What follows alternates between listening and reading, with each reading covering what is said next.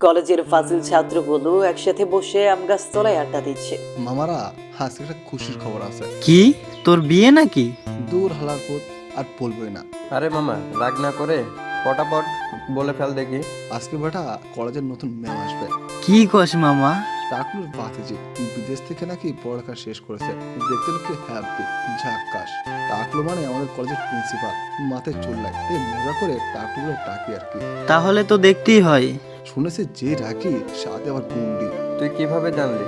আরে বেটা টাকলুর মেয়ে সাদিয়া আজ পথে দেখা হওয়ার সময় বলছিল। জাকিরকে খবর লাগা। আরে ও মনে হয় আসবে না, কাল এত রাত পর্যন্ত চুরি করছিস তাই বলতেছে আজ আসবে না। চুরি করেছি মানে একটার এটিএম থেকে টাকা হ্যাক করেছি আর কি। আরে বল নতুন ম্যাম আসবে, একটু খেলা দেখাতে হবে, তাহলেই আসবে। খেলা মানে বুঝছে না, আসলে এদের কাজ হলো টিচারদের বিভিন্নভাবে হেনস্থা করা। নতুন টিচার হলে তো কোথায় নেই। তারপর ইয়াসিন আমার নাম্বারে ফোন দেয়। এদিকে আমি রাতে দেরি করার কারণে আচ্ছা মতো ঘুম দিচ্ছে, তখনই ফোনটা বেজে ওঠে। কাঁচা ঘুমটা ভেঙে যায় ফোনের শব্দে। ধুর, মেজাজ 34। ফোনটা রিসিভ করে দেখি ইয়াসিন ঘুম ঘুম চোখে বলতে লাগে, শালার ফোন, কাল কি বলছে আজ কলেজে যাব না, তাও ফোন দিলি কেন? আরে মামা রাগ করিস না। তারপর ইয়াসিন সব খুলে বলে। ইয়াসিনের কথা শুনে ঘুম উড়ে গেল, লাফ মেরে উঠে গেলাম। নতুন ম্যাম বলে কথা। ফোন কেটে দিয়ে ডেভিল রাক্ষস হাসিয়ে দিলাম। তারপর ফ্রেশ হতে যাই। ও ভুলেই গেলাম আপনাদের পরিচয় দিতে। এবারের মতো আপনাদের মাঝে চলে এলাম গল্প নিয়ে। আমি জাকির হাসান, অনার্স ফার্স্ট ইয়ারে পড়ে। বাবা মায়ের বড় ফাজিল এক পিস পোলা। বাবা top businessman, Hasan group of ইন্ডাস্ট্রিজের মালিক। মা গৃহিণী, একটা ছোট বোন আছে নাম তৃষা, এবার ক্লাস 5-এ পড়ে। এই নিয়ে আমাদের হ্যাপি পরিবার। আর আমাদের বন্ধুদের তো দেখলেনি, এক একটা কলিজার মতো। পাশাপাশি সাইবার জগৎ নিয়ে মোটামুটি সবার জ্ঞান আছে, বলতে পারেন ছোটখাটো হ্যাকার আর কি। যাই হোক, এইসব গল্পের সাথে থাকলেই বুঝতে পারবেন। এই দেখেন, আপনাদের পরিচয় দিতে দিতে ফ্রেশ হয়ে নিলাম। নিচে গিয়ে দেখি সবাই খাবারের টেবিলে। আমাকে দেখে আম্মু বলতে লাগে, কি রে, আজকে না বললি না ডাক দিতে, কলেজে যাবি না? বলছি, এখন বকবক না করে খাবার দাও, দেরি হয়ে যাচ্ছে। তখনই তৃষা বলে উঠল, দেখো আম্মু, কোন আকাম যেন করতে যাচ্ছে, তা না হলে এত তাড়াতাড়ি কলেজে যায়। এমন একটা চর দিব উড়ে গিয়ে তোর আব্বুর কোলে গিয়ে পড়বে। আমার কথা শুনে আব্বুর রেগে মেগে আগুন। হারামজাদা, তুই আমার মেয়েকে মারলি?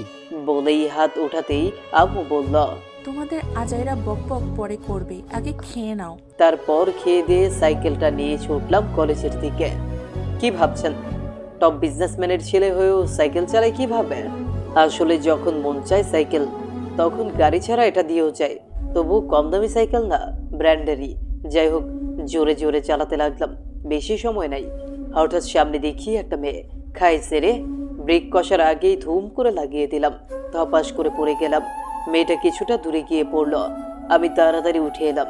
মেয়েটা বলতে লাগে, ও মা গো, কোন অ্যানাকন্ডারি, আমার কোমরটা গেল রে, ইস কি ব্যথা। এই হারামজাদা, সামনে আই খালি। মেয়েটার কণ্ঠ শুনে ওর দিকে তাকাই। ওয়াও, কি সুন্দর, একদম বিদেশি লাগছে। একধারে তাকিয়ে আছে। মেয়েটা এসে ঠাস করে একটা ধাক্কা দিল, ধাক্কা খেয়ে পড়ে যাই। এই শালা, জীবনে মেয়ে মানুষ দেখিস নাই? একে তো ধাক্কা মেরে ফেলে দিলি, তাও আবার হ্যাবলার মতো চেয়ে আছিস। আজকে তোর ভাগ্য ভালো, চাকরির প্রথম দিন তোকে কিচ্ছু করলাম না। নেক্সট টাইম তোকে ফেলে আচার বানাবো। বলেই হন হন করে চলে যায়। এদিকে আমি হ্যাবলার মতো বসে আছি। শালি আমার আচার বানাবি, তোকে দেখ কি করি। তারপর উঠে সব ঠিকঠাক করে কলেজে চলে আসি। এসে দেখি হারামিগুলা আম গাছ তলে। আমিও সাইকেলটা পার করে চলে আসি ওদের কাছে। আমি আসতেই সাব্বির বলল, মামা, প্রিন্সিপাল আমাদের দায়িত্ব দিয়েছে নতুন ম্যামকে বরণ করার জন্য, বিশেষ করে তুই। আসলে আমরা শুধু ফাইজলামি করি না, পড়াশোনাতেও এগিয়ে। কলেজের টপার আর কি। প্রিন্সিপাল আমাদের অনেক আদর করে, আব্বু নাকি বন্ধু। যাই হোক, সবাই ফুল নিয়ে চলে আসি নতুন ম্যাম বলে কথা। সবাই কলেজের গেটের কাছে আসলাম। দেখি একটা কালো প্রাইভেট কার আসছে। গেটের কাছে এসে থামলো। গাড়ি থেকে একটা মেয়ে বের হয়ে আসলো। মেয়েটাকে দেখে অবাক, আর কেউ না, রাস্তায় ধাক্কা লাগা সেই মেয়েটে। মনে মনে ভয় হতে লাগলো, এখন না জানি কি বলে। ম্যাডাম আমাকে দেখে রাগে ভাবে আমার দিকে তাকায়। মাথাটা নিচু করে ফুলার তুলাটা নিয়ে স্বাগতম জানালাম। ম্যাডাম কিছু না বলেই মুখটা ভেঞ্চি মেরে চলে আসছে। আমি চিন্তা করতে লাগলাম, তাহলে এটাই কি আমাদের ম্যাডাম? তখনই আরিফ বলে উঠল, কি রে মামা, ক্রাশ খাইছিস নাকি? ধুর, আর কোনো মেয়ে পেলি না? এত চেতিস না, যেভাবে ম্যাডামের কথা ভাবছো মনে হয় প্রেমে পড়ে দিয়েছো। ধুর বেটা, আগে কথাটা তো শুনবি, তারপর ওদের সব কাহিনী খুলে বলি। তখন সাবির বলে, তাহলে মামা এই কাহিনী, ভয় পাস না, আমাদের তো ম্যাডাম চেনে না, এমন ক্লাস দেখাবো না, সাহায্য হয়ে যাবে। চল ক্লাসে যাই। চল। তারপর সবাই ক্লাসে চলে আসলাম। ঘন্টা পড়তেই প্রিন্সিপাল স্যার আসলো, সাথে ম্যাডামও। ডিয়ার স্টুডেন্ট, তোমরা জানো আমাদের ইংরেজি শিক্ষক রিটায়ার্ড হওয়ার কারণে নতুন শিক্ষক নিয়োগ দেওয়ার কথা। জাকিয়া আজ থেকে তোমাদের ক্লাস করাবে। তোমরা ম্যাডামের সাথে কোনো ফাইজলামি করবে না। আমি এখন আসছি। এই জাকিয়া, সবার সাথে তুই পরিচিত হয়ে নে। বলেই প্রিন্সিপাল চলে যায়। তখন আরিফ পেছন থেকে খোঁচা দিয়ে বলল, মাম্মা, তোর নামের সাথে পুরাই ঝাক্কাস। এই জাকির, হয়েছে কাম। ভালো হবে না বলে দিলাম। তখনই ম্যাডাম বলতে শুরু করে, তখন হাই, কেমন আছো তোমরা সবাই? ম্যাম, ভালো আছি। আপনি কেমন আছেন? আমিও ভালো আছি। আজও তো আমার প্রথম দিন, কাউকে চিনি না। চলো আগে পরিচিত হয়ে নেই, তারপর ক্লাস করি। এই যে তোমার থেকে শুরু করি। নাম কি আর বাসা কোথায়? ম্যাডাম ফার্স্ট বেঞ্চ থেকে পরিচয় দিতে বলল। তারপর আমি দাঁড়ালাম। ম্যাম, আমি জাকির হাসান, বাসা কলেজের পাশেই। ম্যাডাম মনে মনে বলল, বদমাইশটার নাম দেখি আমার সাথে মিল। আজকেই তুই আমাকে অ্যাক্সিডেন্ট করেছিস, তোকে দেখেই নিব। বস। এইভাবে সবাই পরিচয় দিল। তারপর ম্যাডাম বলতে শুরু করে, শুনলাম তোমাদের এই ক্লাসে নাকি ফাজিল কয়েকটা ছাত্র আছে, পুরো কলেজ মাথায় নিয়ে নাচে। এই কথা শোনার পর দেখি সব ছাত্রছাত্রী আমাদের চারজনের দিকে তাকায়।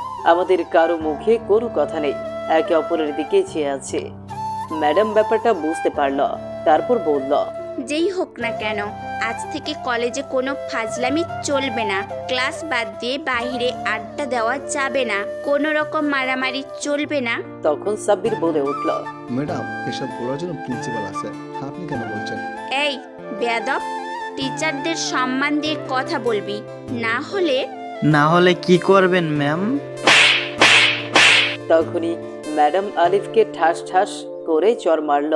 পুরো ক্লাস নীরব হয়ে যায়, কেননা এই প্রথম আমাদের গ্যাংয়ের কাউকে কোনো শিক্ষক অকারণে মারছে। আলিফ বেচারা তো গালে হাত দিয়ে দাঁড়িয়ে আছে। তোদের সাহস তো কত বড়, আমার মুখের ওপর কথা বলিস। আজ থেকে একদম ভদ্র হয়ে চলবি। এরপর থেকে যদি কোনো তোদের অন্যায় দেখি, সোজা চাচুকে বলে টিসি ধরিয়ে দিব, মনে থাকে যেন। বলেই ম্যাডাম ক্লাস করাতে থাকে। এদিকে আমি রাগে ফুঁসতে থাকি। ম্যাডাম বারবারই একটু বেশিই করে ফেলছে। সামান্য কথার জন্য গায়ে হাত তোলা। আমাকে চুপ করে বসে থাকতে দেখে পাশের বেঞ্চ থেকে রিয়া বলল, কি রে, ম্যামের ক্রাশ খেয়েছিস নাকি? তোদের এত কিছু বলবো, কিছুই করলি না। রিয়ার কথা শুনে ওর দিকে ফিরে একটা মুচকে হাসি দিলাম। তারপর চেয়ে দেখি ম্যাডাম বোর্ডে কি যেন লিখছে। এটাই সুযোগ। আস্তে আস্তে ব্যাগে হাত দিয়ে রাবারের সাপটা বের করলাম। সবাই তো আমার দিকে অবাক চোখে তাকিয়ে আছে। কি করছি আমি? তারপর সাপটা ম্যাডামের দিকে ছুঁড়ে মারলাম। ম্যাডাম নিচের দিকে তাকাতেই ও মা গো বলে এক চিৎকার দিল। ক্লাস থেকে বের হয়ে যায়, সোজা প্রিন্সিপাল স্যারের রুমে চলে যায়। বলেই, কিরে জাকিয়া, কি হয়েছে? এভাবে দৌড়াচ্ছিস কেন? চাচ্চু, রুমের ভেতর সাপ। ক্লাস করাচ্ছি, হঠাৎ নিচে চেয়ে দেখি একটা সাপ। আরে ক্লাসে সাপ কোথা থেকে আসবে? নিশ্চয়ই ওটা ওই বদমাইশ ছেলেগুলোর কাজ। বদমাইশ মানে? আরে তখন না বললাম। আচ্ছা, তুই কি ওদের কিছু বলছিস নাকি? একটাকে চড় দিছি। আরে চাচু, তুমি জানো না, এক একটা বেয়াদবের মতো। ওদের একটু মেনে চলবে। আসলে ওরা একটু ফাজিল হলেও অনেক ভালো। কলেজের নাম কখনো খারাপ করেনি। একটু ছেলে মানুষই আর কি। ইম্পসিবল চাচু, আমি সবকটাকে দেখে নিব। ওই জাকিয়াকে এখনো চেনে না। স্যারের রুম থেকে হন হন করে চলে যায়। এদিকে স্যার মনে মনে ভাবে, কোন ঝামেলায় ফাঁসলাম রে। বেদিজিৎটাও এক কথার মেয়ে। কি করি এখন? আল্লাহ জানে কলেজে কি হয় এখন। না, ফাজিলগুলোরই বোঝাতে হবে। এদিকে ক্লাসে হাসতে হাসতে সবাই গড়াগড়ি খাচ্ছে। কেমনে মামা, ভাবছিলাম আজ থেকে আমরা শেষ। বেটা, কি বলছিলে খেলা দেখাতে হবে, সেটা ভুলে যায়নি। আচ্ছা চল। ওই চল, আর ক্লাস করব না, মিশনটা কমপ্লিট করব। চল, এখন যেহেতু ক্লাস করবো না, চল মিশনে যাই। আচ্ছা চল। কি বুঝেন নাই কিসের মিশন? তা খুলে বলি। আসলে আমরা সাজেকে ঘুরতে যাওয়ার জন্য একটা ট্যুর এজেন্সির কাছে টাকা জমা দিই, বাট শালা আমাদের টাকা মেরে দেয়। তাই কালকে রাতে ওর এটিএম থেকে টাকা হ্যাক করেছিলাম। আজ যাবো ওকে একটু খেলিয়ে আসতে আর কি। শালার পুতের কত বড় সাহস, চোরের উপর বাটপারি করে। বলতে বলতে সাব্বিরের বাসায় চলে যায়। ওর বাসাটা ফাঁকা আর কি। ওর বাবা মা দুজনেই ব্যবসার কাজে বিদেশ থাকে, মাঝে মাঝে আসে। সাব্বির আমাদের সাথে হ্যাকিং করতে ভালোবাসে, তাই বেশি ওর মা বাবার কাছে যায় না। এখানেই কলেজে ভর্তি হয়েছে। যাই হোক, সবাই মিলে সাব্বিরের বাসায় আন্ডারগ্রাউন্ড রুমে ঢুকলাম। চারদিকে ছোটখাটো ল্যাপটপ কম্পিউটারে ভরপুর। কেউ জানে না এখানে এমন একটা রুম আছে। ঘরটা ঘুটঘুটে অন্ধকার। 4টা বড় সুপার কম্পিউটার, এগুলো কিনতে অনেক টাকা খরচ হয়েছিল। ভাইবেন না আবার মানুষের টাকা হ্যাক করে এগুলো কিনেছে। এইচএসসিতে A+ পেতে হয়েছিল। আব্বু বলছিল A+ পেলে যা চাইবো তাই দিবে। এভাবে আমি একটা কিনেছিলাম। বাকিগুলা সাব্বির, আলিফ, ইয়াসিন কিনছিল। ওরা টাকা একটু বেশি খরচ করে, তাই চাওয়া মাত্রই বাবা মা কিনে দিয়েছিল। সে যাই হোক, ব্যাগ থেকে ল্যাপটপটা বের করি। এই ল্যাপটপে এজেন্সির মালিকের সব তথ্য রাখছিলাম। এখন শুধু ওর নাম্বার ট্র্যাক করে লোকেশন বের করব। ল্যাপটপটা আমার সুপার কম্পিউটারে যোগ দিলাম। সাথে সাথে ইয়াসিন লোকেশন ট্র্যাকিং করার কাজে লেগে পড়ে, আর আমরা তিনজন একটা আলাদা কাজে লেগে পড়ি। এটা বানাতে পারলে মোটামুটি হ্যাকিং জগতে কেউ টেক্কা দেওয়ার সাহস পাবে না। কি জিনিস সে গল্পের সাথে থাকেন জেনে যাবেন। বলে রাখি, পাইথন প্রোগ্রামিং, ব্রাউজার ইত্যাদি দিয়ে মূলত হ্যাকিং করি। ডার্ক ওয়েবে মাঝে মাঝে ঢুকে, সবসময় ঢোকা হয় না, কারণ এখনো আমরা প্রফেশনাল হ্যাকার হয়ে উঠতে পারিনি। এই যন্ত্রটা বানাই ফেললে হ্যাকিং করা আমাদের জন্য ইজি হয়ে যাবে। সে যাই হোক, কয়েক মিনিটের ভেতর ইয়াসিন ওর লোকেশন বের করলো। তারপর সকলে মুখোশ পরে দিলাম, চিনে ফেললে সমস্যা হবে, তাই আর কি। সবাই প্রয়োজনীয় জিনিস নিয়ে ঘর থেকে বের হই। সাব্বিরের ঘরের সামনে দেখি কিছু অটোমোবাইল ভাইয়া হাজির। ভাইয়া মানে ওই গাড়িটা এই মেশিন দিয়ে বানান, রোবটেক্সটের মতো আর কি, অটো ড্রাইভিং করে। সাথে আরও কিছু সিস্টেমও আছে। সাব্বিরের আইফোন 16 Pro Max দিয়ে নিয়ন্ত্রণ করি। সাব্বিরের জন্মদিনে নাকি ওটা ওর বাবা জার্মান থেকে গিফট হিসেবে এনেছিল। দাম প্রায় কয়েক কোটি হবে। আমরা যেতেই দরজা আপনা আপনি খুলে দিল। সবাই ভেতরে বসে গেলাম। আমরা আসতেই হাই পঞ্চপাডাও, কি মনে করো আমার স্মরণ করা হয়েছে?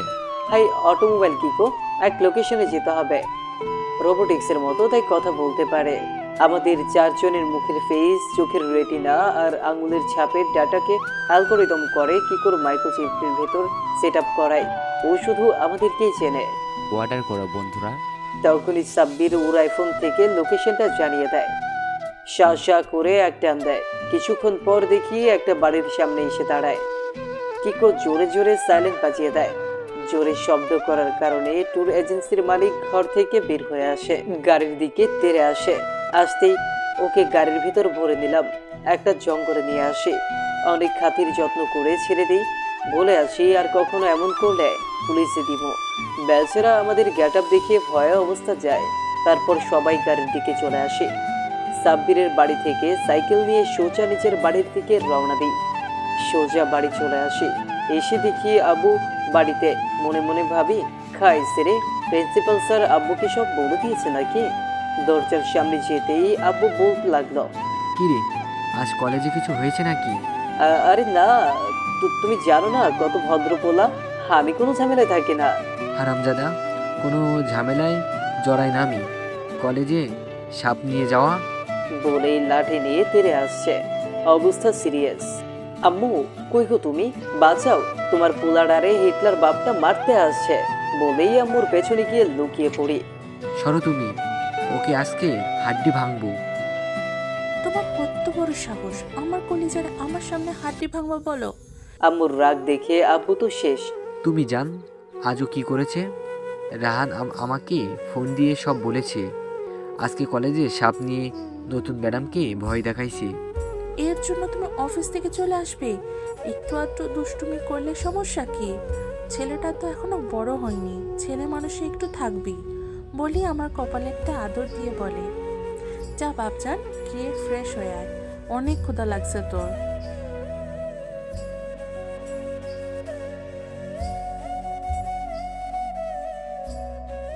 ওকে মাই গুলুমুলু আম্মু, তুমি আমার বেস্ট মা।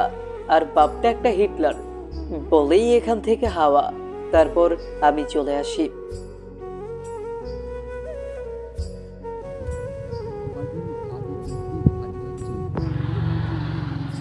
আরে রাগ করো না, বড় হলেই সব ছেড়ে দিবি। রাখো তোমার বুড়ো, অনাচে পড়ে এখনো নাকি ছোট। অনাচে থাকা সমামত আমি বিয়ে করে নিলাম। খেয়ে মানে? আরে কুল তোমাকেই তো। কেন মনে নাই নাকি আমাদের রিলেশনের কথা? তোমার আব্বু জেনে যায়, তারপর অনার্সে থাকতেই। রাখো তোমার আজাইরা কথা। আচ্ছা, ও তো একটু ফাজিল টাইপের, এখন যদি বিয়ে করে দিই? আমিও উঠে ভাবছি একটা বিয়ে করিয়ে দিলে প্যারা খেয়ে আমার মতো ঠিক হয়ে যাবে। প্যারা খেয়ে মানে? এই দাঁড়াও বলছি। দূর, কি থেকে কি বলে ফেলছি। বলেই এক দৌড়ে অফিসে। এদিকে আমি মনে মনে ভাবি, শালা ডাকলো, তোমাকে দেখো কি করি। আরিফের কাছে ফোন দিলাম। কিরে হালার পোত, খবর কে? দোস্ত, ওই টাকলুকে আমি ছাড়বো না। আম্মু সব জেনে গেছে, আর ঝাড়ু দিয়ে আচ্ছা মতন দিচ্ছে। কি কোস মামা, আমারও সেম অবস্থা। এর জন্যই তোকে ফোন দিছে। ইয়াসিন সাব্বিরকেও খবর দে। ইয়াসিনকেও আঙ্কেল আচ্ছা মতো দিচ্ছে। কারা? আমি সাব্বিরকে বলি। রাতে অ্যাটাক হবে টাকলুর বাড়িতে। হুম। কি ভাবছেন অ্যাটাক মানে টাকা পয়সা মারবো? আরে না, প্রিন্সিপালের বাড়িতে কয়েকটা ডাব গাছ আছে। ডাবের পানিগুলো হ্যাপি মিষ্টি। স্যারের প্রতি রেগে গেলে এইভাবেই অ্যাটাক করি আর কি। তারপর খেয়ে দিয়ে ঘুম দিই। বিকেলে ঘুম ভেঙে যায় তৃষার জ্বালানোর কারণে। রেগে ঘুম থেকে উঠে গেলাম। এই পেতনি, তুই ঘুম ভাঙালি কেন? ভাইয়া, তুই জানিস না বিকালে আমি কি করি? হুম, জানি তো। বনু, রাগ দেখাইস না। কখন স্কুল থেকে আসলি? এই তো কিছুক্ষণ আগে এসে দেখি তুই ঘুমাচ্ছিস। দেখছেন কত বড় গুন্ডি, উল্টো আমাকে রাগ দেখায়। ওকে যা, র্যাকেট আর কক নিয়ে আয়। আসলে বিকেলে তৃষা ব্যাডমিন্টন খেলতে পছন্দ করে। এখন বিকেলে হালকা হালকা শীত পড়তে শুরু করছে। এই সময়টা র্যাকেট খেলার জন্য মজার, তাই আমাকে নিয়ে ব্যাডমিন্টন খেলে আর কি। তারপর আমাদের বাগানটাতে চলে আসে। রাস্তার সাথেই বাগানটা। যাই হোক, দুজনেই খেলা শুরু করে দিলাম। হঠাৎ একটা কক জোরে বাড়ি দেয়, যার কারণে রাস্তায় গিয়ে পড়ে। তৃষা আমাকে পাঠায়। গেট খুলে গিয়ে দেখি একটা মেয়ে ককটা হাতে নিয়ে দাঁড়িয়ে আছে। আমি গিয়ে বলতে শুরু করি, এই কে আপনি? আমার কক ধরছেন কেন? উমা, মেয়েটা এদিকে তাকাতেই অবাক। এ কি, এ তো ক্লাসের ম্যাডাম। আমাকে দেখে রাগে কটমট করছে। কিছু বলার আগেই ম্যাডাম আমার কলার ধরে ফেলে। তারপর বলল, এই স্টুপিড, তোর বল আমার মাথায় লাগে কেন? আরে এটা কি আমি দেখছি, প্লিজ ছেড়ে দেন। ক্লাসের কাহিনীটা আমি ভুলে যাইনি, তার উপর আবার অপরাধ করেছিস। এই নে। বলেই একটা ঘুষি মারে। ঘুষি খেয়ে ধুম করে ছিটকে পড়ি। ম্যাডাম শয়তানি হাসি দিয়ে চলে যায়, সাথে একটা ফ্লাইং কিস। ম্যাডাম মনে মনে ভাবে, তারা আছে, না হলে তোকে আচ্ছা মতো ধোলাই দিতাম। তোদের সব কটাকে এক এক করে দেখে নিব। চলে তোকে আমি দেখে নিব। ইস, ও মা গো, তলপেট ফাটিয়ে দিল। কি শক্তি গুন্ডিটার হাতে। কি আর করব, ব্যথা নিয়ে চলে আসি। তারপর তৃষার সাথে কিছুক্ষণ খেলি। সন্ধ্যা হতেই ফোনটা বেজে ওঠে। দেখি সাব্বির কল দিয়েছে। কই মামা, আমরা সবাই তো রেডি হয়ে আস্তানায় বসে আছি। আস্তানা মানে আমাদের হাঁটটা দেওয়ার জায়গা। দাঁড়া আসছে। ওকে, তাড়াতাড়ি আয়। তারপর চুপি চুপি ঘর থেকে বের হচ্ছে, কারণ কাল রাতে দেরি করছিলাম, তাই আম্মু নিষেধ করছিল রাতে ঘর থেকে বের হতে। আস্তে আস্তে নিচে নামলাম। দরজার কাছে আসতেই আম্মু বলে উঠল, খবরদার আর এক পাও সামনে দিবে না, আজকে কোথাও যেতে পারবে না। প্লিজ আম্মু, আজকের মতো যেতে দাও। আর কোনোদিন রাতে ঘর থেকে বের হব না। তুমি না আমার বেস্ট আম্মু। আচ্ছা, মনে থাকে যেন এটাই last. Okay, I love you mummy. এখন তো আই লাভ ইউ যেতে না দিলে খারাপ আম্মু। ইস, এত বকবক করো না বলেই এক দৌড় দিলাম। আসলে রাতের অভিযানগুলো অনেক রোমাঞ্চকর, তাই বেশিরভাগ অভিযান রাতেই দিই। সোজা আড্ডার জায়গায় উঠলাম। গিয়ে দেখি হারামিগুলা কি করে অটোমোবাইলের ওপর বসে আড্ডা দিচ্ছে। আমি যেতেই সবগুলো উঠে গেল। তারপর চুরি করার প্রয়োজনীয় জিনিস নিয়ে অটোমোবাইল কি করে ভেতর উঠে গেলাম। আমরা উঠতেই বন্ধুরা, আজ কিসের মিশনে যেতে হবে? একটা চুরি করব। তোমরা দিন দিন দুষ্ট হয়ে যাচ্ছ। এই কথা শুনে বললাম, এই সাব্বির, কি করে কথা বলার অটোমোবাইল প্রোগ্রাম অফ কর, না হলে জ্ঞান দেওয়া শুরু করবে। বেটা থাকো। আরে মামা আসতে, কুল কুল, বন্ধ করছি। বন্ধ না করলে কিকো একটার পর একটা কথা বলবেই। এইভাবে চলে আসলাম প্রিন্সিপালের বাড়ির কাছে। গাড়ি কিকো অটোমোবাইল অনেকটা আগে পার্ক করে আসলাম, না হলে ঝামেলা হবে। আস্তে আস্তে সব জিনিস নিয়ে চলে আসলাম। গেটের সামনে দারোয়ান রাখা, তাই দেয়াল টপকে ভেতরে যাওয়া লাগবে। দেয়ালটা বেশি উঁচু নয়, তাই সবাই সহজেই টপকে গেলাম। আমি নারকেল গাছে চড়তে পারি, তাই নিজেই উঠলাম। কোমরে একটা রশি গুজে নেই, পকেটে ছুরি নেই, যাতে ডাবের ছড়া কাটতে পারি। কয়েক মিনিটের ভেতর লাফিয়ে লাফিয়ে গাছে উঠে গেলাম। ছড়ার মাঝে রশি লাগিয়ে দে। এভাবে 3-4টা ছড়া নিচে ফালানোর পর একটা ডাব এসে ইয়াসিনের পায়ে লাগে। ইয়াসিন ও মাগু বলে চিৎকার করে ওঠে। তখন কে যেন ব্যালকনি থেকে মেলি কণ্ঠে বলে ওঠে, কে ওখানে? শব্দ শুনে আমার অবস্থা যায় যায়। খাই সেরে হালার উপর ইয়াসিন না মনে হয় মামলা খাওয়াবে। তাড়াতাড়ি নিচে নেমে এলাম। তারপর সবাই মিলে এক দৌড় দিলাম। দেয়াল পেরিয়ে রাস্তায় এসে নামে। রাস্তায় নামতেই সামনে যাকে দেখলাম, ভয়ে কলিজা কাঁপছে। আমাদের প্রিন্সিপাল। আমাদের দেখে উনি তো অবাক। কিরে, রাতের বেলা তোরা এখানে কি করছিস? দেখ তো, মনে হয় দৌড়ানির কারণে হাঁপাচ্ছিস। মাথায় কিছু কাজ করছে না, এখন কি বলবো। এইসব ভাবার মাঝে সাব্বির বলল, আসলে স্যার, আমরা একটু ঘুরতে বের হয়েছিলাম। বাড়িতে ফিরতে ফিরতে সন্ধ্যা নেমে যায়, তাই এদিক দিয়ে এসেছি আর কি। ও আচ্ছা, সারাদিন কি ঘুরলেই হবে নাকি? পড়াশোনাও তো করা দরকার। এখন থেকে মন দিয়ে পড়। কয়েক মাস পরে সেমিস্টার ফাইনাল শুরু হবে, তাই এত রাতে পর্যন্ত আড্ডাবাজি করবি না। ওকে স্যার, আসি তাহলে। তারপর তাড়াতাড়ি এখান থেকে কেটে পড়ি। ভদ্র ছেলেদের মতো বাসায় চলে আসি। আমরা আসতেই ম্যাডাম ওনার চাচুকে মানে প্রিন্সিপালকে বলল, চাচ্চু, নারকেল গাছের তলায় মানুষের গলার আওয়াজ পেয়েছিলাম। দেখো গিয়ে কোনো চোর। কেন তোরা যাবে না? মাম্মা, আমার খুব ভয় করছে। রাতের আকাম যদি জেনে ফেলে। ধুর, কোনো প্রমাণ আছে নাকি? আমরা এই দিক দিয়ে এসেছি দেখে কি আমরাই চোর নাকি? আচ্ছা, আসবো। ওকে। তারপর ফ্রেশ হয়ে খেয়ে দিয়ে কলেজে চলে যাই। গিয়ে দেখি সব হারামি এসেছে। আমি ওদের সাথে যোগ দিলাম। ক্লাস শুরু হতে এখনো অনেক সময় বাকি, তাই পুকুর পাড়ে যাই। আম গাছের দিকে তাকাতেই অবাক হয়ে যায়। নীলা, আমাদের ক্লাসমেট, ওর ওড়না গাছে পেঁচিয়ে কি যেন করছে। দেখ সাব্বির, ওটা নীলা না? সাব্বির ওদিকে তাকিয়ে বলে উঠল, আরে নীলা, কি করছে? আত্মহত্যা করছে নাকি? এই চল সবাই তাড়াতাড়ি। সাব্বির কথা শুনে এক দৌড়ে নীলার কাছে গেলাম। যা ভাবছি তাই, আত্মহত্যাই করতে যাচ্ছে। তাড়াতাড়ি ওকে নামালাম। নামিয়ে দিলাম ঠাস করে একটা চর। বুঝলাম কি কষ্টের জন্য তুই এসব করতে যাচ্ছিস। নীলা কিছুই বলছে না, শুধু ফুপিয়ে কান্না করছে। রাগে বললাম, এসব ফাইজলামির মানে কি? তখনই নীলা বলল, না, ফাজলামি না।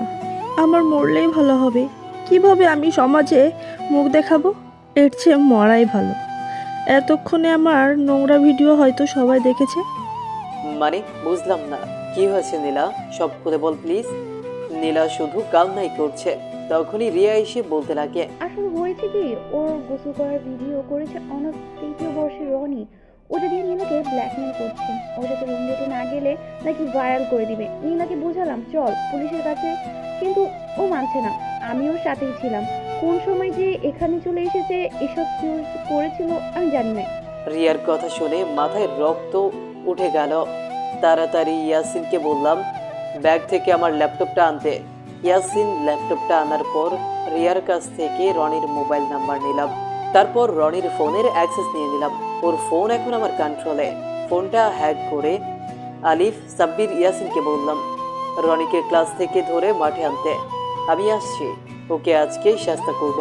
তারপর নীলাকে দিয়ে নিজের হাতে ওই ভিডিওটা ডিলিট করালাম। ভিডিওটা ডিলিট করে নীলা কান্না থামায়, কিছু না বলেই জড়িয়ে ধরে বলতে থাকে, আজকে তুই না থাকলে কিভাবে আমি মানুষের সামনে মুখ দেখাতাম? মরা ছাড়া উপায় ছিল না। খবরদার মরার নাম কখনো মুখে আনবি না, এই শালাকে কলেজ ছাড়া করব। তোর কাছে ঋণী হয়ে গেলাম রে। দূর, আমার বোন থাকলে ঠিকই করতাম। আচ্ছা বাই, পরে দেখা হবে বলেই মাঠে আসলাম। এসে দেখি ওরা তিনজন মিলে রনিকে কুত্তা পিটুনি দিচ্ছে। আমিও দিলাম কয়েকটা। শালার কত বড় সাহস আমাদের কলেজে এসে এসব করে। সব পোলাপাইন আমাদের দিকে তাকিয়ে আছে। সিনিয়র একটাকে মারছি, মারতে মারতে ওকে আধমরা করে ফেলি। তখনই কে যেন আমাকে পেছন থেকে ঠাস ঠাস করে চর মারে। তাকিয়ে দেখি ম্যাডাম কিছু না বলতে দিয়েই বলল, কলেজে কি গুন্ডি করতে আসিস? আরে ম্যাডাম, আসলে আমাকে না বলতে দিয়ে বলতে লাগে। কি বলবি তুই? হুম, যেভাবে মন চায় তাদের সেভাবেই চলবি। সিনিয়রদের মারবি, কিছুদিন পর মনে হয় শিক্ষকদেরও মারবি। ঘর থেকে মনে হয় একটারও মা বাবা শিক্ষা দেয়নি। তোদের মতো মনে হয় তোদের মা বাবা না হলে কলেজে এসে এভাবে গুন্ডি করতি না। ম্যাডামের কথা শুনে চোখ দিয়ে পানি পড়ছে। মা বাবাকে গালি দেওয়াটা কলেজায় গিয়ে আঘাত লাগলো।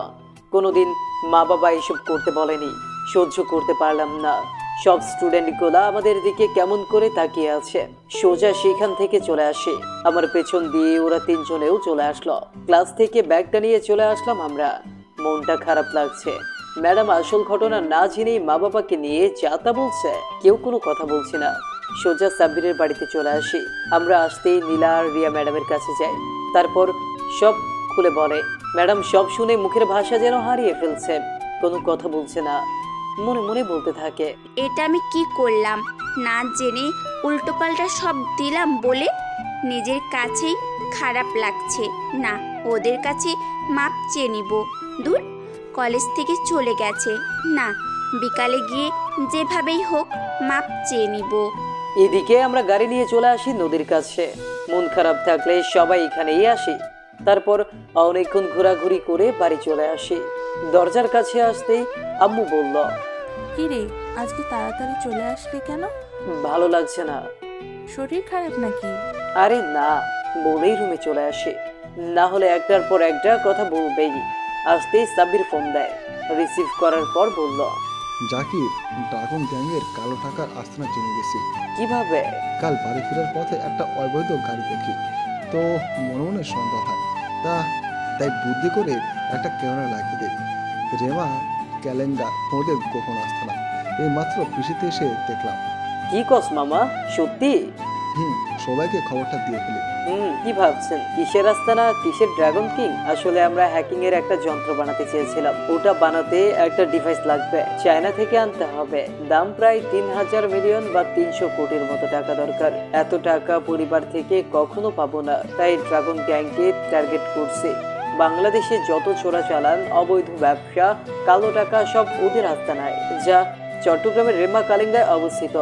আমরা ওদের লুট করার প্ল্যান করে যন্ত্রটা কেনার প্ল্যান করেছি। এদের টাকা গায়েব হলে কখনো প্রকাশ করবে না, কেননা প্রকাশ করলে উল্টো তারাই মারা খাবে। মিশনটা মোটেও সহজ নয়, বিপজ্জনকও বটে, প্রাণহানিও হতে পারে। যাই হোক, রিস্ক না নিলে জীবনে সফল হওয়া যায় না। রেমা কালিঙ্গা যাওয়ার জন্য আমাদের একমাত্র সঙ্গী হলো কিকো অটোমোবাইল। জানেনই তো, এআই মেশিন দিয়ে তৈরি, সাধারণ গাড়ির চেয়ে আলাদা। যাই হোক, ঘর থেকে পারমিশন নিতে হবে। কিভাবে পারমিশন নিব বুদ্ধি আসছে না। হঠাৎ মনে হলো আমরা ট্যুর দিতে পারি। নিশ্চয়ই ঘোরার কথা বললে কিছু বলবে না। সবাইকে ফোনে জানিয়ে দিলাম এই বুদ্ধিটা কাজে লাগাতে, কারণ বাংলাদেশে ঘোরার জায়গাগুলোর মধ্যে চট্টগ্রাম একটি। তাই এখানে গেলে ঘোরাও হলো, মিশনও হলো। আজ রাতেই রওনা দিব। ঘর থেকে 3 দিনের জন্য পারমিশন নিলাম। তৃষাকে মানাতে অনেক কষ্ট হলো, আমাকে ছাড়া একদমই থাকতে পারে না। 3 দিনের ব্যাপার, তাই একটু মন খারাপ করে। অবশেষে রাজি করাতে পারলাম। সব জিনিসপত্র গোছাতে লাগি। যা যা দরকার সন্ধ্যাবেলা প্রয়োজনীয় সব জিনিস নিয়ে সবার কাছ থেকে বিদায় নিয়ে সাব্বিরের আন্ডারগ্রাউন্ড রুমে চলে আসি।